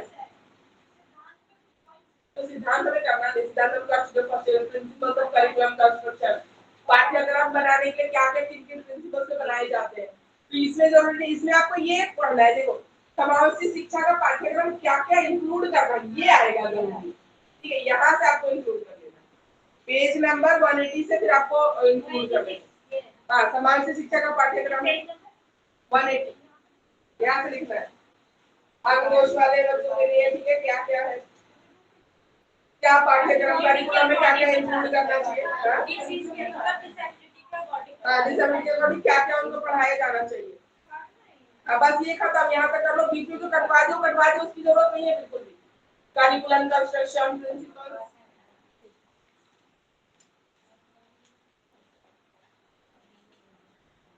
ये तो करने हैं ना, ये एक्टिविटीज के टाइप्स है, ठीक है। ये थोड़े से साथ नहीं लिखोगे, 5 या 4 पे लिख देना, एग्जांपल लिखने हैं इनको, ठीक है। ये सारे एग्जांपल जो है आपके एक्टिविटीज के, और इससे फायदा क्या होगा ये तो लिखोगे, ये एक्टिविटीज को कराने से क्या फायदा, ये सब लिखोगे। जैसे मैंने क्रॉस लगा दी, ये सब की कोई जरूरत नहीं है बीच में। फिर पीछे चले जाना कि करिकुलम में अलग अलग टाइप की डिसेबिलिटी के लिए क्या क्या इंक्लूड करना है। ये देखिए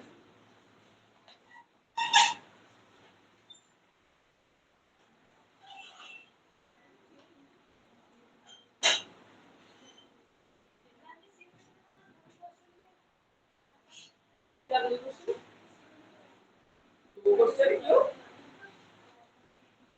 क्यों यूनिट 4 अभी पूरा बाकी है। हाँ, थर्ड में नहीं है ज्यादा, ठीक है। इंफ्रास्ट्रक्चर एक्सेसिबिलिटी पे आते हैं।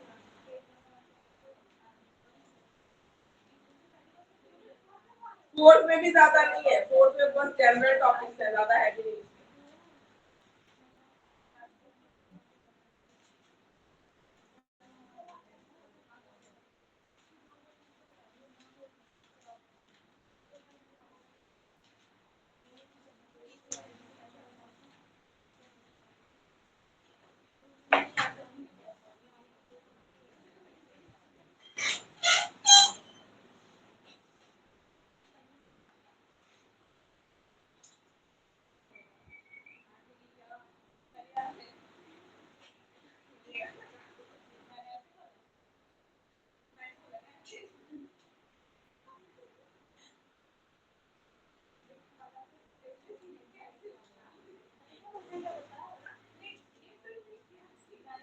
इसमें तो अलग से इंग्लिश तो दे भी नहीं रखा, इंफ्रास्ट्रक्चर वाला पॉइंट देखो इधर, इंफ्रास्ट्रक्चर वाला पॉइंट अलग से दे भी नहीं रखा, ठीक है।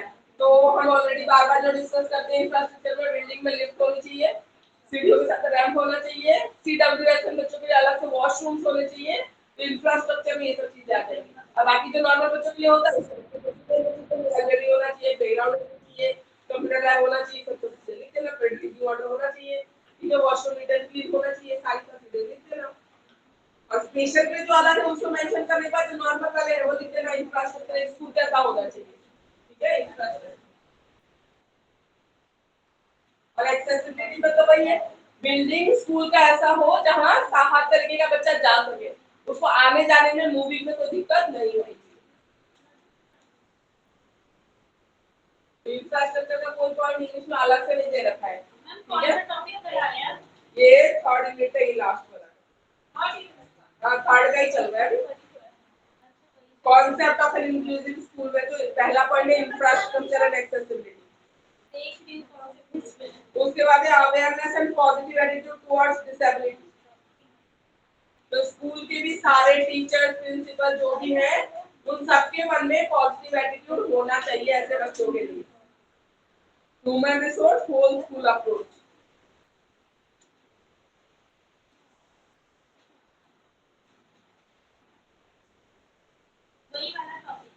वही है,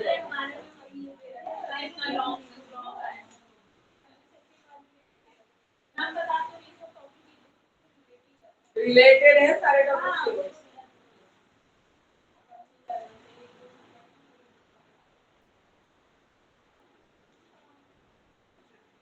इंक्लूसिव सेटअप में जो पेरेंट है, टीचर है, सबको एज पार्टनर डील करना है, ठीक है।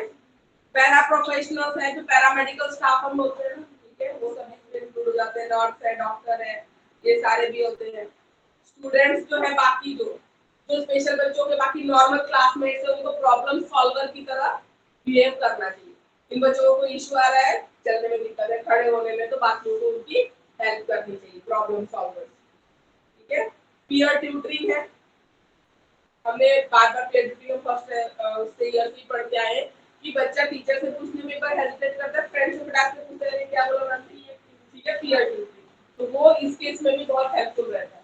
बच्चा हो सकता है टीचर से पूछने में हेजिटेट करे, उसको ना समझ में आया, स्कूल वाला बच्चा है, कोई दिक्कत है, लेकिन फ्रेंड से वो जल्दी पूछेगा, ठीक है, मुझे ये नहीं समझ में आया, दिखा दे, मैं यहीं पे यहाँ रह गया, मैंने लिखा नहीं या मैंने सुना नहीं, मुझे समझ नहीं आया, तो पीयर ट्यूटरिंग बहुत हेल्पफुल रहती है, ठीक है। पीयर मेडिएटर्स, ठीक है, स्टूडेंट्स ट्रेन टीचर कुछ स्टूडेंट्स को ट्रेन करते हैं जो डिस्प्यूट होती है आपस में, लड़ाई झगड़ा कोई प्रॉब्लम होती है तो वो भी रिजॉल्व कर सकते हैं, लेकिन जाके टीचर को बताएं। तुमसे हो रहा है तो वो करेंगे, मीडिएटर की तरह काम करते हैं, नहीं तो टीचर को बताएंगे। ठीक है,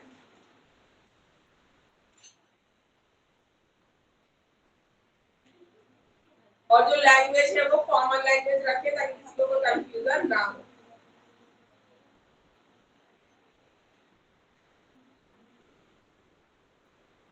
कोऑपरेटिव टीचिंग है,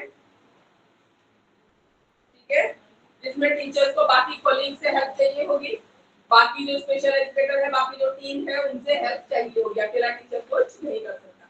तो कोऑपरेटिव टीचिंग होनी चाहिए इंक्लूसिव सेटअप में। फिर कोऑपरेटिव लर्निंग भी होनी चाहिए, इसमें ग्रुप एक्टिविटीज कराते हैं बच्चों को, जैसे कोई स्पेशल बच्चा है तो 4 नॉर्मल बच्चों के साथ 5 का ग्रुप है, एक स्पेशल बच्चा आप डाल दो और उन बच्चों को भी बोलो कि आपको इनको हेल्प करना है, समझाना है, लेके चलो साथ में। कोऑपरेटिव टीचिंग, कोऑपरेटिव लर्निंग, एक दूसरे को हेल्प करना। हेटेरोजेनस ग्रुपिंग, हेटेरोजेनस ग्रुपिंग क्या होता है? होमोजेनस होता है एक जैसा, हेटेरोजेनस होता है अलग अलग। तो मैंने बोला नॉर्मल बच्चों के साथ स्पेशल बच्चे को डाल दो, हेटेरोजेनस ये नहीं कि सारे स्पेशल बच्चों का आपने एक अलग ही ग्रुप बना दिया। नॉर्मल बच्चे को कह रहे मैं इसको मत डालो तो कुछ करेगा नहीं, तो बोलते बच्चे प्रेजेंटेशन मान लो खुद तुम्हें पीपीटी बनाने को देगी मैम ये तो कुछ नहीं करता, तो हमें करना पड़ता है, हम नहीं लेंगे इसको, है ना। तो एज अ टीचर आपको उस सिचुएशन को डील करने के लिए रेडी रहना पड़ेगा, जो वो जिस काम में वो बच्चा बेस्ट होगा। ठीक है, तो आप उसको कन्विंस करो ताकि वो जो कह रहे ड्राइंग वाला काम ये कर देगा तो थोड़ा कोई दिक्कत नहीं है ना, या ये अच्छा बोलता है, ठीक है, तो तुम लोग बना के ले आओ, कंटेंट प्रेजेंट ये कर देगा। तो ये सब चीजें आपको आनी चाहिए। ग्रुपिंग कैसी होनी चाहिए? हेटेरोजेनस होनी चाहिए, एक जैसा नहीं होना चाहिए, अलग होना चाहिए, उसको इफेक्टिव टीचिंग होनी चाहिए।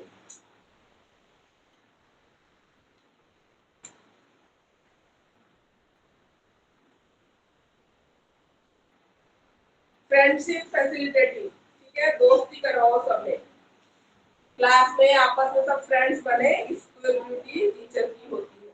कोलैबोरेशन को बढ़ाना क्लास में, ठीक है, स्टूडेंट्स को एक्टिव रहना है, पैसिव नहीं रहना है।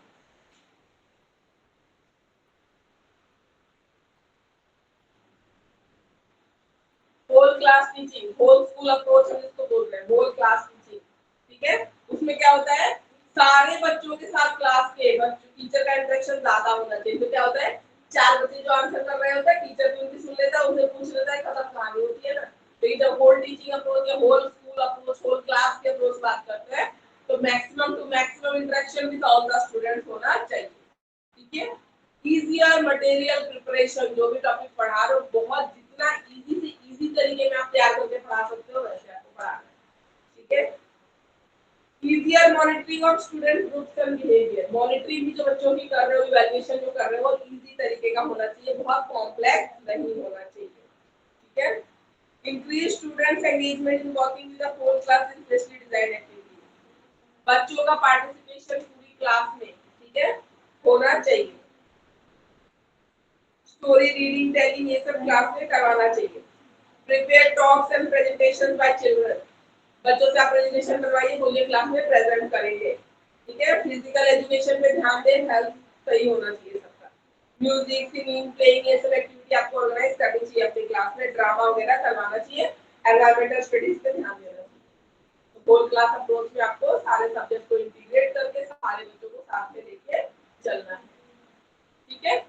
बाकी थ्योरेटिकल है, पढ़ना कोई दिक्कत आए तो मुझसे पूछ सकते हो, बाकी इसमें कुछ है नहीं। अब आते हैं सीधा यूनिट 4 पे। यूनिट 4 यूनिट 4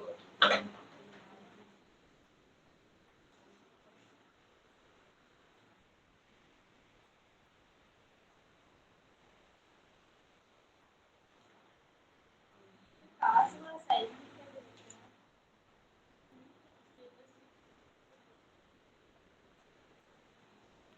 ये तो आपके जो पाइपलाइन के ब्लॉक होते हैं ना, वो ये क्या क्या होता है,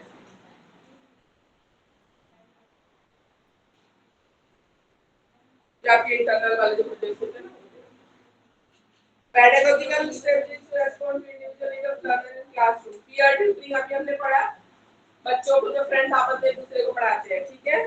कोऑपरेटिव लर्निंग स्ट्रेटजी, साथ में मिलके पढ़ना, group study, social learning, buddy system, reflective teaching और मल्टी सेंसरी टीचिंग, इनकी हम अभी बात करते हैं। पीयर ट्यूटरिंग अभी पढ़ाया, समझ में आ गया ना? तो कुछ नहीं होता, फ्रेंड जब आपस में एक दूसरे को पढ़ाते हुए पीयर ट्यूटरिंग होता है, ठीक है?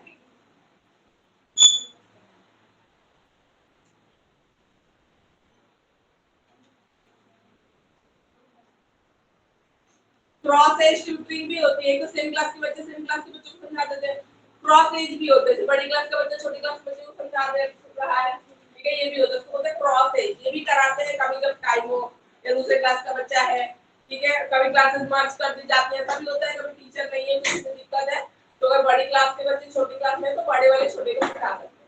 ठीक है? ओपीआर ट्यूटरिंग नहीं आता है तो इसको क्रॉस एज बोलते हैं, डिफरेंट एज ग्रुप का बच्चा, ठीक है?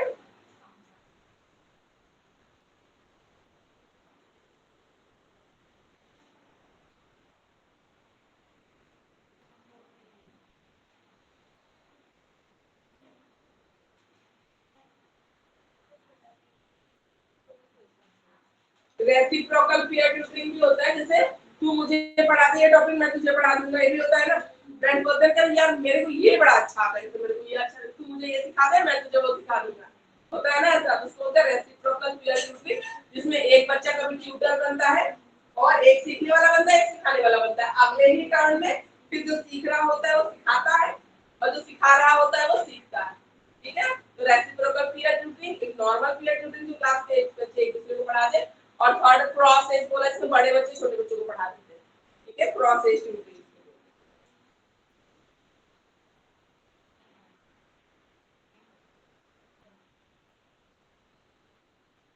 टीचर पार्टनर असाइन कर सकती है, आजकल मोस्टली क्लासेस में जो अच्छा बच्चा होता है उसके साथ एक किलो एवरेज या एवरेज बच्चा बिठा देते हैं।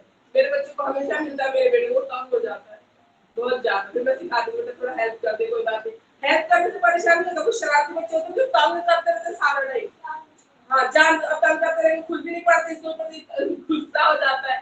तो फिर मैंने जाके बोला, मैम को बता दिया, अब एक लड़की है, अब ठीक बताओ, तो नई क्लास आ जाएगी, लड़की थी तो वो तंग नहीं करती, उसको आता नहीं है, जब वो बता दूंगा मैं सिखा दूंगा नहीं सिखा दूंगा, वो तंग नहीं करती, वो तंग करता था बहुत ज्यादा इस बार मुझे तो ये तब नहीं कहती, तब नहीं करती, मैं पूछती है, मैं बता दूंगा, मैं पीछे रह जाती तो अपनी कॉपी देता है, लिख लेता है, वो तंग करता था, उसकी पेंसिल गिरा देगा, कॉपी छीन लेगा ना, तो उससे बहुत परेशान। मैम वो भी तो जाएगी ना नेक्स्ट क्लास में, न्यू बच्चे पार्टनर बदल भी देते, क्लास टीचर के ऊपर डिपेंड करता है ना, तो नई क्लास में नई क्लास की जरूरी नहीं कि वही है। अगर क्लास टीचर वो चार बच्चे के सिस्टर ये एक बहुत अच्छे टाइम में हाँ हाँ, और वैसे तो बैंक पार्टनर तो बना ही देते हैं वो, वैसे पार्टनर तो बना देते हैं 15 दिन के लिए या वैसे के लिए, ठीक है? तो वो हो जाता है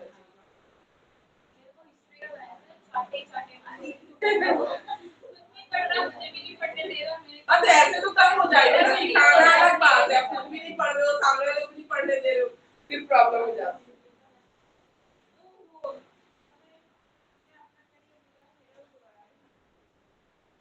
बोला कोऑपरेटिव लर्निंग में, मैंने बोला ग्रुप जो एक्टिविटीज मिलती है ना, कोऑपरेटिव लर्निंग साथ में पढ़ेगा उसको बोलते हैं, ठीक है?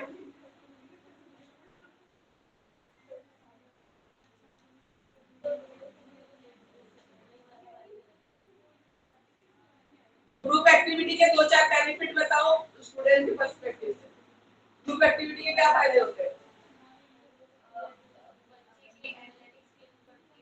एनर्जी बढ़ती है, पढ़ने में एकेडमिक्स वाइज भी फायदा और सोशल भी तो फायदा है। 5 लोगों पे आप 5 लोगों पे एक 4 के साथ कैसे एडजस्ट कर रहा है, क्योंकि हर चीज में आप कभी भी एक दूसरे के 100% बातों से एग्री नहीं करते, फिर भी एक बीच का रास्ता निकालते हैं ना, जब थोड़ी देरी वाला, तो एडजस्ट करना भी बच्चा सीखता है, एक सोशल स्किल्स भी सीख रहा है। प्रॉब्लम के सॉल्यूशन बहुत सारे, बट मैम अगर 3 बच्चे एक डिसीजन पे हो, चौथा discuss majority must be granted वाला हिसाब हो जाता है, तो खराब है ना, तो नहीं तो टीचर भी तो इंटरवेन करती है, बात करते हैं। बच्चे की ना टीचर तो ऑब्वियसली इसका रोल है, बट उस बच्चे का भी रोल है ना जो अपने आप हाँ वो फिर क्या कन्विंस कर पा रहा है दूसरों को, चार जनों के हाँ मतलब फिर भी वो तो चलो 10% वाला केस है, बट 90% बच्चे ना अपने आप को भी साइड कर लेते हैं, 3 बंदे एक बंदे पर चल रहे तो वो वही चीज हो जाती है, आप टीचर का रोल होता है ना, टीचर समझाती है, अगर आप बोलोगे तो ये चीज हो जाता है।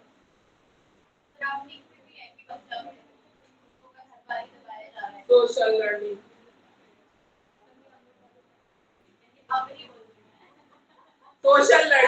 सोशल लर्निंग का तो बंडिला की थ्योरी तो हम फर्स्ट ईयर में भी पढ़ चुके हैं, ठीक है। बंडिला सोशल लर्निंग थ्योरी पहले भी पढ़ चुके हैं।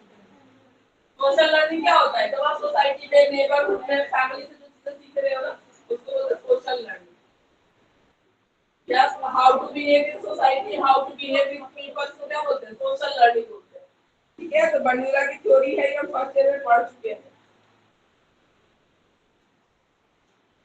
थ्योरी के कुछ इंपॉर्टेंट पॉइंट्स को मैं रिपीट कर देती हूँ, बाकी ये थ्योरी हम पढ़ चुके हैं, ठीक है। आप ध्यान दीजिए। लर्निंग प्योरली बिहेवियरल लर्निंग नहीं है। सोशल जो लर्निंग की हम बात करते हैं ना, ये खाली बिहेवियर की बात नहीं है, ये है एक तरीके का कॉग्निटिव प्रोसेस है, ठीक है, जो सोशल कॉन्टेक्स्ट में हो रहा है। मतलब ये लोगों के साथ डील करने में ही हो रहा है, पर प्रोसेस ही कैसा है? बुद्धि का ही प्रोसेस है, कॉग्निटिव प्रोसेस है। किसके साथ कैसे बात करनी है, कैसे डील करना है, ये सिर्फ बिहेवियर सीखना नहीं है, ये कहीं ना कहीं आपका कॉग्निटिव से, कॉग्निशन से रिलेटेड चीजें हैं, बुद्धि से रिलेटेड चीजें हैं, इंटेलिजेंस से रिलेटेड चीजें हैं। बिल्कुल है ना। किसके साथ कैसे बिहेव करना है, कौन बोल रहा है तो कैसे आंसर करना है, ये तो बिल्कुल कॉग्निटिव है, जिससे बिहेवियरल नहीं होती है, ठीक है।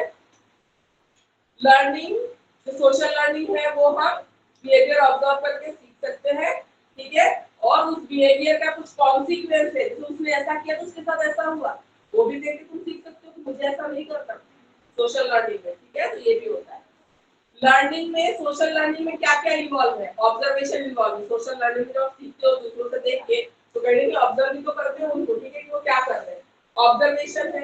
Extraction of information from those observation, उस ऑब्जर्वेशन से आपको क्या इंफॉर्मेशन मिल रही है उसको एक्सट्रैक्ट करते हो आप, ठीक है। उसके बाद है making decisions about the performance, और उसने अच्छा किया, बुरा किया, उसका आप डिसीजन भी रखते हो कहीं ना कहीं, यार मैंने सब देखा, उसने ऐसा बोला तो तुमने गलत कर दिया, ये भी तो डिसीजन आप रखोगे एट द एंड, ठीक है। तो ये होता है। और सोशल लर्निंग में लर्नर कभी पैसिव रेसिपिएंट नहीं होता है, उसकी बुद्धि हमेशा यूज हो रही हो, ऑब्जर्व कर रहा है तो नोटिस भी कर रहा है चीजें, ठीक है। तो कॉग्निशन, एनवायरनमेंट, बिहेवियर, ठीक है, सब म्यूचुअली एक दूसरे को इन्फ्लुएंस करते हैं, ठीक है। तो सोशल लर्निंग की थ्योरी फर्स्ट ईयर में थी, इसको आप पढ़ना। बंडिला की थ्योरी हम पढ़ चुके हैं, कुछ पॉइंट्स थे जो मैंने आपको अभी बता दी थी। बडी सिस्टम, ठीक है। बडी, बडी क्या होता है? फ्रेंड्स होते हैं, साथी होते हैं, फ्रेंड्स होते हैं, बडी सिस्टम।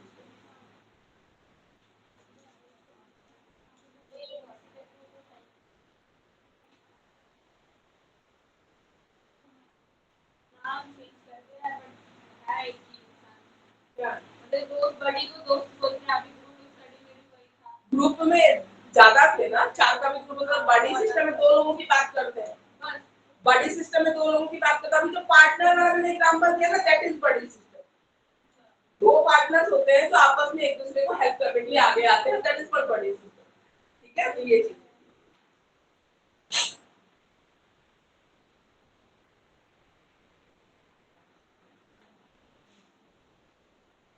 तो बॉडी सिस्टम में क्या होता है? सेफ्टी है, एक दूसरे के साथ अगर कुछ गलत हो रहा है, एक ने नहीं ध्यान दिया, दूसरा देगा, तो एक दूसरे को सेफ रख सकते हैं कहीं ना कहीं, ठीक है। उसके बाद ट्रेनिंग, एक दूसरे को कोई ना कोई चीज सिखा सकते हैं। एक होता है शरारती, एक पढ़ने वाला, वो पढ़ाई की सिखा देगा, वो शरारत सिखा देगा, लेकिन सिखा तो देंगे दोनों, एक दूसरे को कुछ ना कुछ स्किल सिखा देंगे, ठीक है। तो ये होता है, बेनिफिट्स है, ठीक है। तो ये बडी सिस्टम है, ये जो टीचर्स आपको कंबाइन करके बिठा रही है ना, एक बच्चे के साथ दूसरा, वो बडी सिस्टम फॉलो कर रही है। आप ऐसे टीचर जो ग्रुपिंग बना रहे हो ना, बच्चे को मेरे को 15 दिन का पार्टनर बना दिया, है ना, या 1 वीक का या 15 डेज का पार्टनर बना रहे हैं, तो they are following buddy system ही फॉलो कर रहे हो। बडी सिस्टम बना दिया, एक तो दूसरे का पार्टनर बना दिया, रिस्पांसिबिलिटी दे दी कि इससे काम नहीं होगा, तुमको करवाना है, तुमको ये करवाना है, तो बडी। तो इससे क्या होता है? फ्रेंडशिप प्रमोट होती है, दोनों के बीच में हो सकता है ज्यादा झगड़ा भी हो जाए, तो मेरा पर्सनल एक्सपीरियंस है, पर हम थ्योरेटिकली एक्सपेक्ट करते हैं कि जो बडीज हो आपस में फ्रेंड्स भी रहे, ठीक है। बोथ वो पढ़ाई में एक दूसरे को सपोर्ट करें, ठीक है, बिहेवियर और सोशल नीड में भी एक दूसरे को असिस्ट करें, बिलोंगिंग, फ्रेंडशिप हो दोनों में, और मोर इंक्लूसिव स्कूल कम्युनिटी। तो स्लो लर्नर और इंटेलिजेंट बच्चा एक साथ बैठा है। अब बताओ पेयरिंग टाइप क्या क्या होता है। एक तो यही होता है जो इंटेलिजेंट है और एक स्लो लर्नर है या बिलो एवरेज है और अच्छा इंटेलिजेंट बच्चा है, उनको और क्या हो सकता है। और स्लो लर्नर है तो फिर आप बताओ। अरे तो इसमें बड़ी सिस्टम करेंगे ना, उसको बिठाएंगे तो साथ उसको अच्छे इससे अच्छे वाले के साथ बिठाएंगे। यही तो बड़ी सिस्टम का फायदा है। यही जो सीखना है आपको एज अ टीचर। तुम अकेले कितना कर लोगे, नहीं कर सकते हो, है ना। 30 बच्चों का तुम सबका काम करोगे, सबका बच्चा मेरे आगे से बैठा उसके बाद चला गया क्लास में, मतलब कि मैं गई और कहीं और बैठ गया। तो तुम्हें अपनी क्लास की जिम्मेदारी है ना, अपने सब्जेक्ट का, सबका थोड़ा ना तुम जिम्मेदारी है। क्वालिटी दिखाएगी ना अपनी जो टीचर है ना, मतलब दोनों सबको थोड़ी काफी देख इसको देख लो। अरे तुम अपने सब्जेक्ट का पढ़ाते हो, बिठा दो क्लास टीचर को, तुमने फिक्स कर दो, तुम बाकी टीचर्स को इन्फॉर्म करोगे ना। बाकी टीचर्स को भी बताओगे कि मैम मैंने ये ग्रुपिंग की है, ये बड़ी सिस्टम बनाया, मैंने इन दोनों को पार्ट में बनाया, तो आप भी ध्यान रखना कि फिर चेंज ना करें। या आपस में डिस्कशन की बात है ना, स्टार्टिंग में आप डिस्कस कर लो और टीचर लोग में अलग-अलग कलीग से। अलग-अलग उनके पार्टनर्स भी होते हैं। हाँ। हिस्ट्री का अलग है, इंग्लिश का अलग है। तो बड़ी क्लासेस में होता है, छोटे में तो मेनली तो ऐसे फिक्स कर देते हैं ना, काम वाम कंप्लीट करवाने के लिए, उसमें वैसे ही होता है। छोटे में जैसे काम कंप्लीट करवा दो, समझाता तो टीचर ही है, आपस में एक दूसरे समझ भी ले रहे हैं। छोटों में ना मोस्टली से फिक्स रहता पूरे दिन भर के लिए, 15 दिन से फिक्स कर देते छोटे बच्चों में, ठीक है। हाँ मैथ बड़े बच्चों में क्या होता है, जिसको जो मतलब ज्यादा एक्सपर्ट है ना, फिर उसको देते हैं बैठने के लिए। तो ऐसे और बताओ, और पेयरिंग टाइप क्या क्राइटेरिया हो सकती है पेयरिंग की। अरे वो कुछ और तुम टीचर किस बात को, जब बच्चे नहीं मान रहे हैं फिर क्या फायदा है बताओ। ये कैसे टीचर जिसे क्लास भी हैंडल हो रही है। वो क्या है, मैं अपना एग्जांपल दे रही हूँ। अब नहीं अपना एग्जांपल बता रहे ना, मैं भी ऐसे करती एक बच्चा देखो, कोई लेट एडमिशन ईडब्ल्यूएस के बच्चे आजकल आते हैं हमारे स्कूलों में, उनका तो गवर्नमेंट लिस्ट ही बाद में निकालती, तो बच्चों की कोई गलती नहीं है, ठीक है ना। अगर ऐसा कोई बच्चा लेट एडमिशन वाला आता है तो आप ओल्डर किसी बच्चे को उसके साथ पेयरिंग कर दो, है ना। तो क्राइटेरिया ये भी एक हो सकती है कि आप न्यूली एडमिटेड बच्चे को ओल्डर स्टूडेंट के साथ पेयर कर दो बड़े सिस्टम में, ठीक है। लो अचीविंग बच्चे को हायर अचीवर के साथ पेयर कर दो, तो हमने बोला, ठीक है। तो ये सारे हैं क्राइटेरिया जो आप कर सकते हो।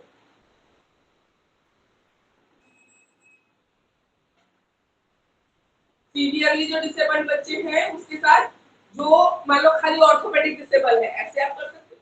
जिससे ज्यादा हेल्थ की नीड है और जो थोड़ा ठीक ठाक है, ऐसे भी आप कर सकते हो, ठीक है। तो देखना पड़ेगा, तो इस तरीके की आप पेयरिंग कर सकते हो।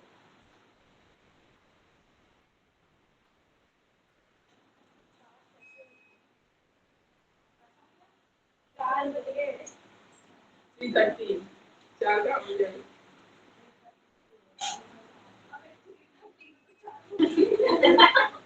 ऑटिज्म वाले जो बच्चे हैं ठीक है, उनको भी बड़े सिस्टम से फायदा होगा। रिफ्लेक्टिव टीचिंग हमने पहले भी पढ़ी थी, लेवल्स ऑफ टीचिंग में फर्स्ट ईयर में, याद है आपको। रिफ्लेक्टिव टीचिंग देखो इधर,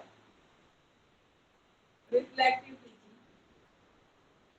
हमने फर्स्ट ईयर में लेवल्स ऑफ टीचिंग पढ़ी थी, अगर आपको याद हो। Knowledge level, understanding level, reflection level, याद है। रिफ्लेक्ट कर पाता है, मतलब आपकी पढ़ाई हुई चीज को सोच के नॉलेज को अप्लाई करके फिर आंसर कर पाना। बेस्ट लेवल ऑफ टीचिंग इसी को बोलते हैं, रिफ्लेक्टिव टीचिंग। वो फिर से आ गया आपका reflective teaching,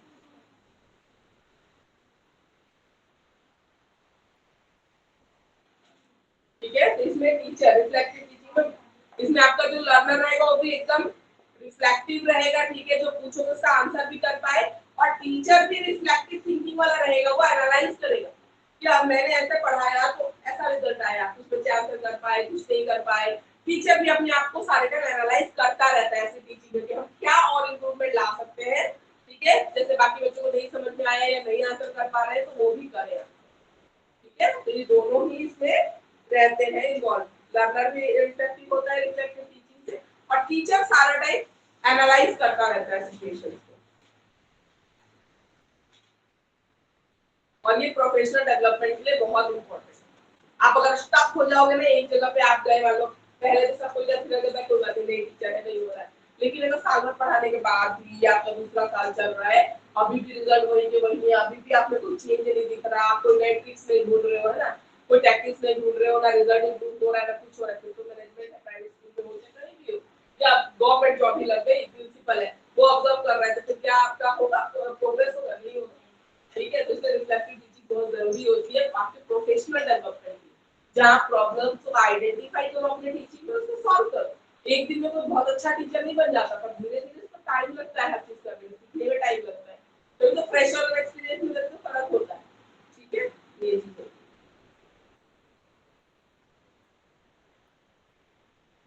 reflection active process of learning है, ठीक है, मोर थॉटफुल एक्शन है ये।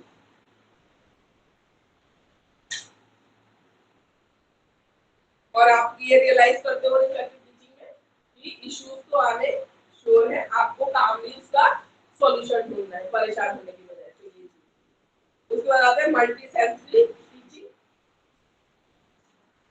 नाम से क्या लग रहा है, किसकी बात कर रहे हैं? एक से ज्यादा सेंसेस का यूज करना, ठीक है। जैसे अभी मैं बोल रही हूँ, देखो जरा, अगर मैं सिर्फ बोलूंगी तो क्या है, आपका एक ही सेंस यूज हो रहा है, आप बस सुन रहे हो, हियरिंग का सेंस यूज हो रहा है। लेकिन अगर मैं साथ में साथ लिखती भी रहती हूँ, बोलती भी रहती हूँ, तो आपका विजुअल भी यूज होता है, हियरिंग भी यूज होता है। तो स्कूल टीचिंग की बात करें तो आप एक चार्ट दिखा के पढ़ा रहे हो, मॉडल दिखा के पढ़ा रहे हो, बच्चे का विजुअल भी हो रहा है, हियरिंग भी हो रहा है। तो लर्निंग कहती है कि लर्निंग हमेशा अच्छी होती है जब एक से ज्यादा सेंसेस का यूज। तो आप अपने जो लेसन प्लान बनाते हो, जो टीचिंग मेथड डिसाइड करते हो, जो टीचिंग एड्स डिसाइड करते हो, हमेशा ऐसा रखो जहां लर्नर का एक से ज्यादा सेंस यूज हो, तो लर्निंग ज्यादा बेटर होगी। ठीक है, इसको मल्टी सेंसरी टीचिंग इंस्ट्रक्शन कह लो, इसको बोलते हैं। एज मेनी सेंसेस पॉसिबल आप इन्वॉल्व करवाओ बच्चों को। ठीक है, जब जैसे मूवी दिखाते हैं बच्चे को, कोई फ्रीडम फाइटर की हो गई, कोई मोटिवेशनल हो गई, जन्माष्टमी पे राधा कृष्ण की दिखा रहे मूवी, कृष्ण की कहानियों के, ठीक है, बचपन की कहानी को बच्चों को स्कूल में दिखाते हैं आजकल। तो फिल्म जब देख रहे हैं तो वॉइस भी सुन रहा है, ठीक है, पिक्चर भी देख रहा है, तो मल्टी सेंसेस का यूज हो रहा है। ठीक है, टेक्स्ट बुक्स अलाउड, जब हम दोनों से रीडिंग करवाते हैं, हिंदी से करवाते हैं ना रीडिंग क्लास में, ठीक है, तो जब तेज से पढ़ रहे हैं तो बच्चे अपने ये देख भी रहे हैं और साथ में दूसरा बच्चा जब लाउडली पढ़ता है तो सुन भी रहे हैं, तो मल्टी सेंसेस का यूज होता है। ठीक है, स्टूडेंट्स इन मैथमेटिकल इक्वेशंस जब उसको जिंगल टाइप बना के, जब बच्चों को याद नहीं होता ना फॉर्मूला, और फिर ट्रिक लगा के जो हम सिखाते हैं ना, और पूरी क्लास जब साथ में बोलती है तो भी एक एग्जांपल होता है इस चीज का। स्पेलिंग जब बच्चे बोलते हैं सब एक साथ, कोई बहुत डिफिकल्ट स्पेलिंग है, पूरी क्लास में बच्चों को मालूम मुश्किल आ रही है, उसको जब सब साथ में बोल बोल के टीचर बोल रही है, टीचर के पीछे पीछे बोल बोल के प्रैक्टिस कर रहे हैं, तो ये भी मल्टी सेंसरी का ही एग्जांपल होता है। ठीक है, पूरी क्लास के सामने जब बच्चे छोटा मोटा मिनी एक्ट करते हैं, वो भी मल्टी सेंसरी है। टॉपिक सीख भी रहा है बच्चा, भी देख भी रहा है, एक्ट की फॉर्म में सुन भी रहा है, डायलॉग भी सुन रहा है।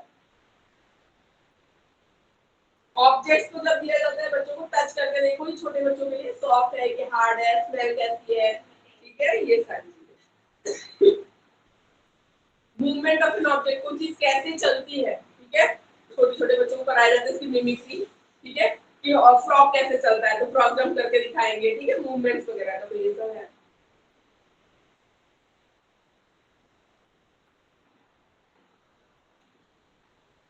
कोई कोई जैसे होता है ना, हम लोग मूवी का नाम गेस करते हैं, वो डांस होता है, ऐसे एक्टिविटी होती है जिसमें क्या करता है टीचर कोई टॉपिक जो आप पढ़ा रहे हो सब्जेक्ट से रिलेटेड कुछ चीजों को मिमिक करने के लिए देता है, वो क्लास में हमने एक बच्चा एक्ट करेगा, पूरी क्लास उसका आंसर बताएगी क्या किसके बारे में कर रहा है। हाँ, बोर्ड गेम है, बाकी चीजें हैं, ये सभी आप लोग करा सकते हो।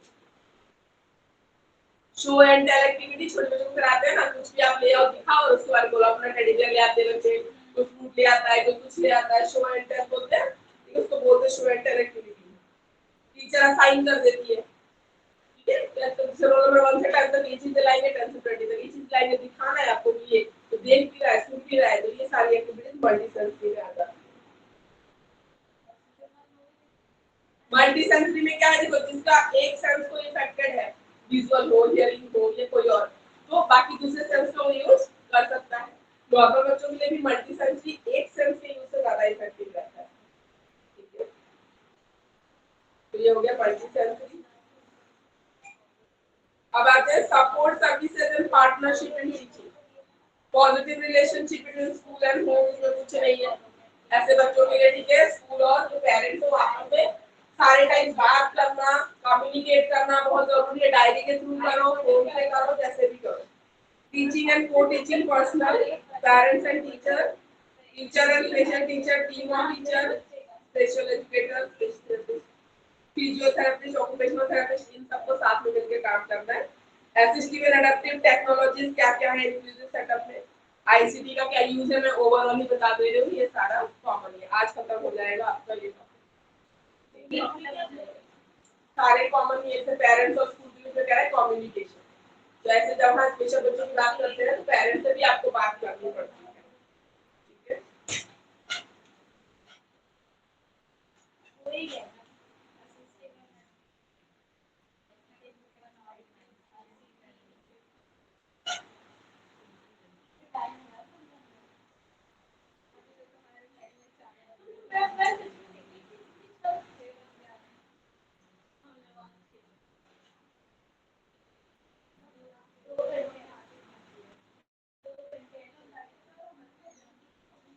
कोलैबोरेटिव टीचिंग, इस पे आता है क्वेश्चन, इंपॉर्टेंट है।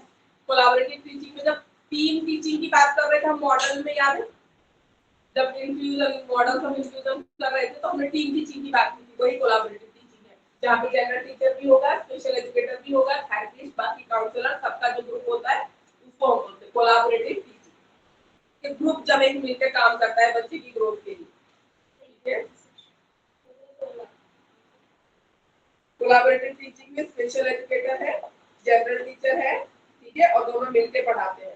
और जो भी लेसन प्लान होगा, इवैल्यूएशन प्रोसेस होगा, वो आपस में दोनों डिस्कस भी करेंगे, ठीक है। तभी जाके बेनिफिशियल होगा। जो आप बोलते हैं जनरल टीचर से पॉसिबल है ही नहीं, मतलब ही नहीं। उसके लिए स्पेशल एजुकेटर चाहिए ही होगा। हाँ, टीम टीचिंग पढ़ा था, टीचिंग के मॉडल का टीचिंग में था। तो उसमें तो हमने ये पढ़ा था, स्पेशल बच्चों में नहीं पढ़ा था, हमने पढ़ा था साइंस का टीचर, फिजिक्स का टीचर, केमिस्ट्री का, बायोलॉजी का, एक टीम बन गई। ऐसे ऐसे स्ट्रीम में हो गया, ज्योग्राफी का हो गया, हिस्ट्री का हो गया, सिविक्स का हो गया, एक टीम हो गई। तो उस कॉन्टेक्स्ट में हमने पढ़ा। हाँ,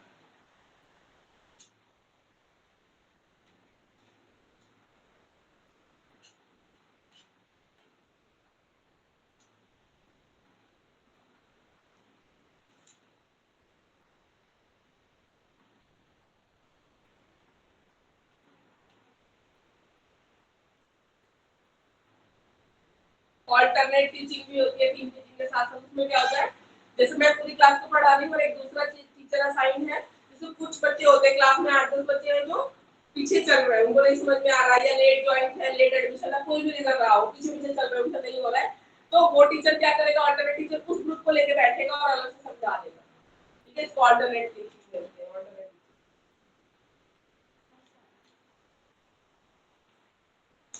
पैरेलल टीचिंग में, ठीक है, मिक्स बच्चों का दो ग्रुप बनाते हैं और दो टीचर पढ़ा रहे हैं, सेम सिलेबस सेम हो तो सेक्शन है ना, तो उसको आप कैसे पढ़ा रहे हैं।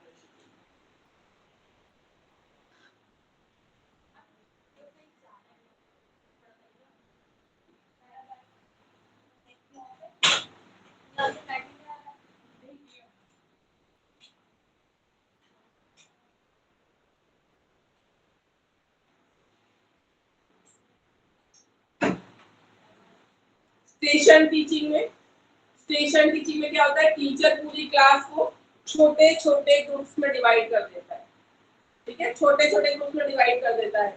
जैसे दो बच्चे हैं मान लो और एक बच्चा इंटेलिजेंट है, उसके लिए टॉपिक नहीं आ रहा है, तो उन दो बच्चों के साथ इंटेलिजेंट बच्चा बैठेगा, उन दोनों को सेम ही टॉपिक में प्रॉब्लम है, इस टाइप ग्रुप बन गया।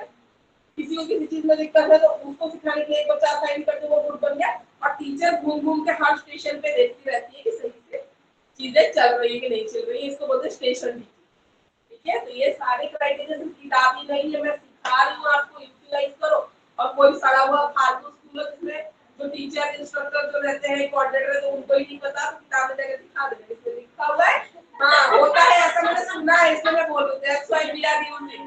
और ये कॉन्फिडेंस रखना, देखो फिर आता जाता नहीं, तो मुझे इरिटेशन हो जाता है सुन के, ऐसी अच्छी चीजें पढ़ा दो अपने स्टूडेंट्स में बताते हैं कुछ नहीं, कि मैं ऐसे बोल रहे ऐसा कहाँ होता है, क्या होता है, किताब खोलना और दिखा दे रहे हैं तो हमने पढ़ा है। हमने पढ़ा है ना, इसलिए हमें पता है। आप भी पढ़ लोगे तो आपको भी पता होगा, बिना पढ़े तो नौकरी लग गई है।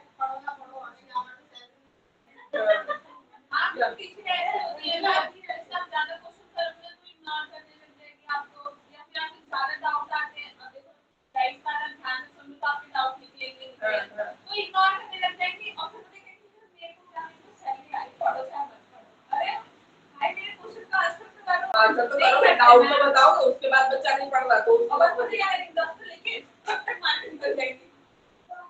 स्कूल में होता था ऐसा।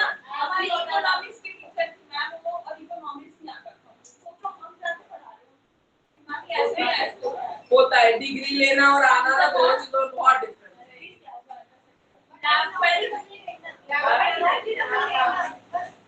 और गवर्नमेंट में तो कुछ ज्यादा ही आराम से रिलैक्स हो जाते हैं।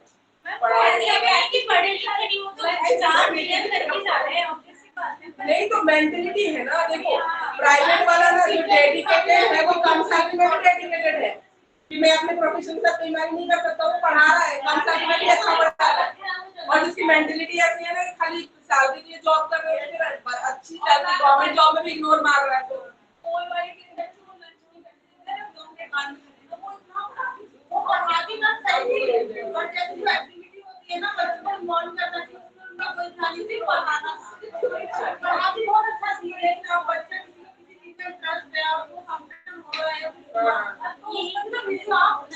लेके चलना पड़ता है, तो बच्चे का ध्यान सारा उधर ही लगा है, जबरदस्ती बिठा के रखा है कोई फायदा। अब यही चीज चाहिए क्योंकि ना बच्चे के पास नॉलेज बहुत है कि हम अगर कुछ कोड भी बहुत है आजकल कान में, उनके पास है, बट टीचर को एक होना चाहिए क्लास छोड़ के भी लगे यूट्यूब वीडियो देखने का, किसी वाला का किसी का भी बिल्कुल पहले इतना ना पता भी नहीं होता था कि कॉम्पिटिशन सोर्सेज भी कम थे पहले। हां बोल में लिखा इतना सारे, पर हमें कैसे एंगेज करना है वो हमें आना चाहिए। मेन मुद्दा ही यही है, अच्छा टीचर तभी करोगे ना लर्नर की नीड को समझो, ठीक है, उसको एंगेज करना आना, कितना पढ़ाना है, कब थोड़ी मस्ती मजाक भी करनी है, बोर हो जाएगा बच्चा आपसे कंटिन्यूअसली पढ़ाते तो कौन इंटरेस्ट ले रहा है, कोई नहीं, ठीक है, थोड़ा सा फ्लक्चुएशन होना, थोड़ा चेंज होना चाहिए, थोड़ा पढ़ा लिया, थोड़ा क्वेश्चन पूछ लिया, थोड़ा हंसी मजाक कर लिया, थोड़ा ह्यूमर होना चाहिए पढ़ाने में, तो सही रहता है, ठीक है। नहीं आजकल तो कोई प्रिंसिपल अकाउंट है और बच्चों में ह्यूमर वाली बात मैंने बोली कि थोड़ा हंस रहे बच्चे और क्लास में डिसिप्लिन नहीं है, बोल के बाहर का निकाल दे। साइंस वालों कहते हैं कॉमर्स ले लो, साइंस में रखा क्या है, कॉमर्स वाले कहते हैं आर्ट्स ले लो, आर्ट्स में क्या रखा है, आर्ट्स वाले कहते हैं इकोनॉमिक्स ले हटा दो, इकोनॉमिक्स में क्या रखा है, ऐसे हम हुआ ये स्कूल में। हां मैं आपके सब्जेक्ट सर ने डिग्री को थैंक करो बट स्कूल आओ इजी है तो वेल से आओ, तो मैं ऐसे स्कूल में पढ़ा रहा, आप सोचो कि हम कैसे नहीं क्वेश्चन करना करेंगे।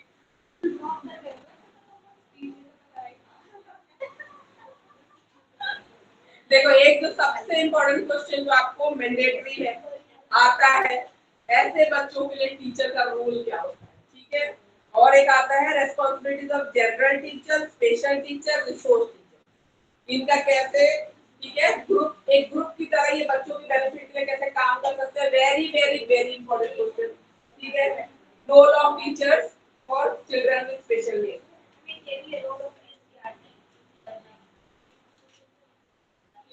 तो टीचर वाला कर ले, जनरल टीचर का क्या क्या रोल है, ये इम्पोर्टेंट है, ये क्वेश्चन ना बहुत इम्पोर्टेंट है, ठीक है, ये क्वेश्चन बहुत इम्पोर्टेंट है, very very important question. Role of general teacher सबका करना है, जनरल का, स्पेशल और रिसोर्स टीचर का, और साथ में कैसे काम करेंगे, क्या क्या इनके रोल होते हैं, तो बच्चों के लिए बेनिफिशियल रहेगा। देखो हमारे में सिर्फ जनरल रिसोर्स ये बता रखा है, बट रोल सिर्फ जनरल में बता रखा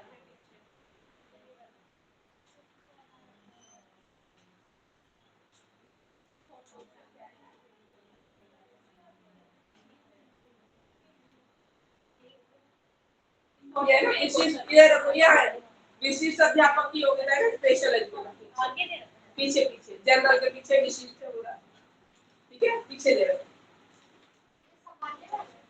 हाँ आगे सामान्य वाले, पीछे विशिष्ट वाले स्पेशल, ठीक है। देखिए जनरल टीचर का क्या क्या रोल है, जनरल एजुकेशन कॉन्टेक्स्ट जैसे वो नॉर्मली पढ़ाती है, ठीक है, रेगुलर टीचिंग,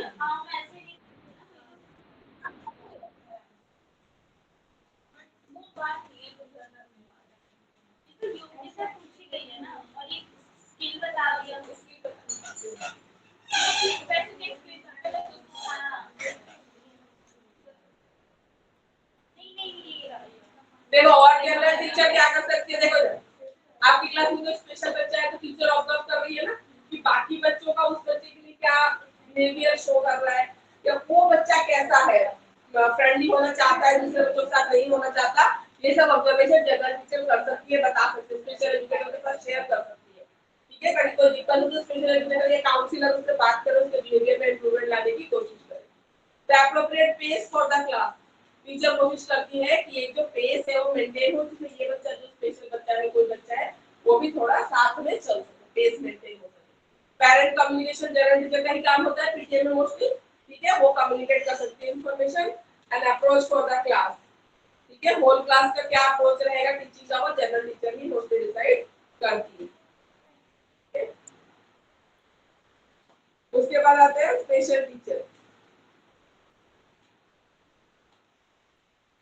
आईईपी की प्लानिंग, आईईपी क्या होता है, इंडिविजुअलाइज्ड, ठीक है, एजुकेशनल प्रोग्राम, जो अलग अलग स्पेशल नीड वाले बच्चों के लिए प्लान किया जाता है, आईईपी।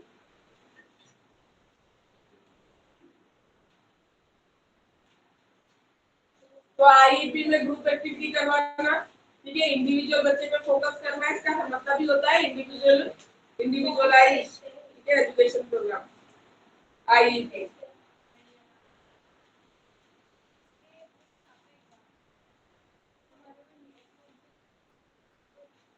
तो आईईपी के लिए टीचर्स क्या कर सकते हैं, पीयर कोलैबोरेशन, बार-बार हम बोल रहे टीचर मेरे कर ही नहीं पाएगी, मतलब ही फ्रेंड्स को लगाओ, बच्चों को लगाओ अपने टीम में, नहीं तो नहीं हो पाएगा। हां, individualised education programme, IEP, IEP, IEP, individualised education programme, educational programme, IEP. Peer collaboration आपको करना पड़ेगा, अकेले आप कहीं भी नहीं कर पाओगे।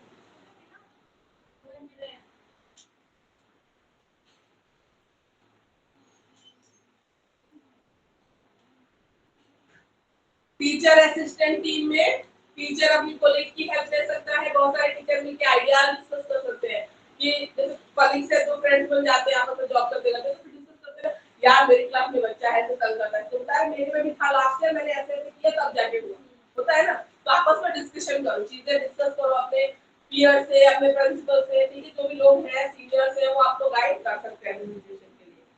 उसके पीयर कोचिंग, पीयर ट्यूटरिंग तो बहुत ज्यादा जरूरी है, ये लिख के ले लो आप। आजकल की जो सिचुएशन है इसमें बड़ी सिस्टम पीयर ट्यूटरिंग आपको बहुत हेल्प करेगा। आप अकेले अपना गोल अचीव ही नहीं कर सकते हो, मतलब ही नहीं है। बच्चे भी नहीं होते हैं हाँ बिल्कुल नहीं है, आजकल तो बहुत ज्यादा बुरा हाल हो गया है। नहीं चाहता हाँ ठीक है, टीम टीचिंग है, टीचर मेंटर है, मेंटर की तरह काम करना पड़ेगा टीचर। स्पेशल एजुकेटर क्या करेगा, स्पेशल एजुकेटर का सबसे पहला काम होता है early detection and identification. Special बच्चों की क्लास में जाके पहचानना कि इस बच्चे को दिक्कत है, अर्ली आइडेंटिफिकेशन हो जाएगी तो सॉल्यूशन होने के चांसेस ज्यादा होते हैं। बहुत देर से जाके अगर डिटेक्ट हो रही है कोई डिसेबिलिटी बहुत मुश्किल हो जाती है। ठीक है, उसके बाद आते हैं मल्टीपल टेक्निक ढूंढना। प्रॉब्लम तो आपने आइडेंटिफाई कर ली कि इस बच्चे में ये दिक्कत है, इस बच्चे में ये दिक्कत है, तो टेक्निक भी आप ही बताओगे और ढूंढोगे और इंप्लीमेंट भी करोगे बच्चे के ऊपर। ठीक है कि कैसे कर सकते हैं। Developing an IEP, individualised education programme बनाना, जनरल टीचर के साथ उसको डिस्कस करना स्पेशल एजुकेटर का काम है। ठीक है, individualised education programme. Appropriate curriculum, curriculum जो जनरल बच्चों के लिए इसमें क्या चीजें फ्लेक्सिबिलिटी लानी है, कितना फ्लेक्सिबल करना है, ठीक है, कैसे करना है ताकि स्पेशल बच्चे उसमें कोऑपरेट कर सके। ठीक है, वर्किंग विद रेगुलर टीचर के साथ टीम बना के काम करना स्पेशल एजुकेटर के काम है।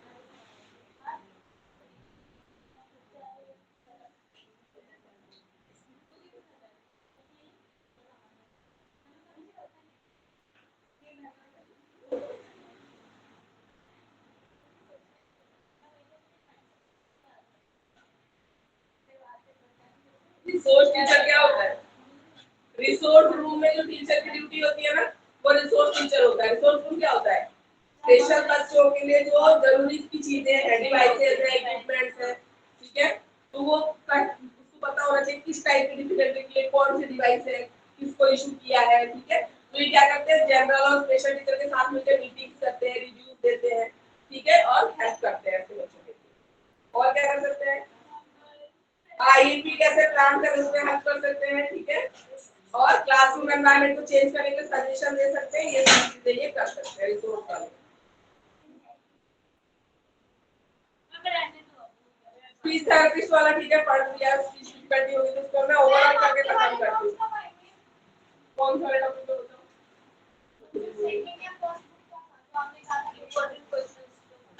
क्वेश्चन को एलवे डिस्कस करेंगे, टॉपिक बताओ एक बार, ले आना, मुझे बता दिया याद कराना, ठीक है। नहीं, थर्ड पेपर इज ओवर, ठीक है, नेक्स्ट क्लास में आपका नेक्स्ट पेपर होगा। इसी सब वही है, दो टीचर कह रही थी, ये चीजें हम फर्स्ट चैप्टर से वो भूल ही रहे हैं, इधर आ गया क्या है।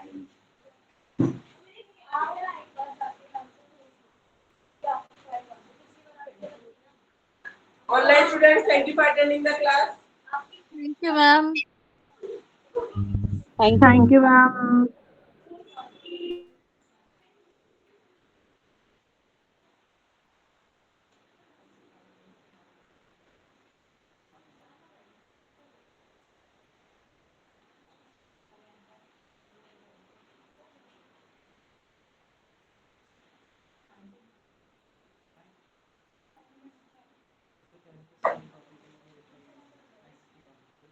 ICT वाला चाहिए, फिजियो सर्विस टीम वाले ने है ये,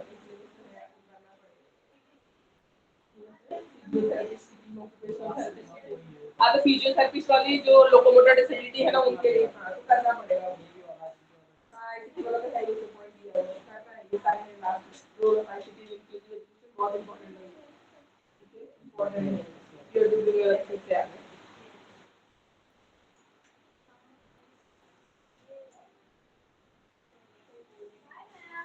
बाय, तुम टॉपिक दे देना मुझे, ठीक है।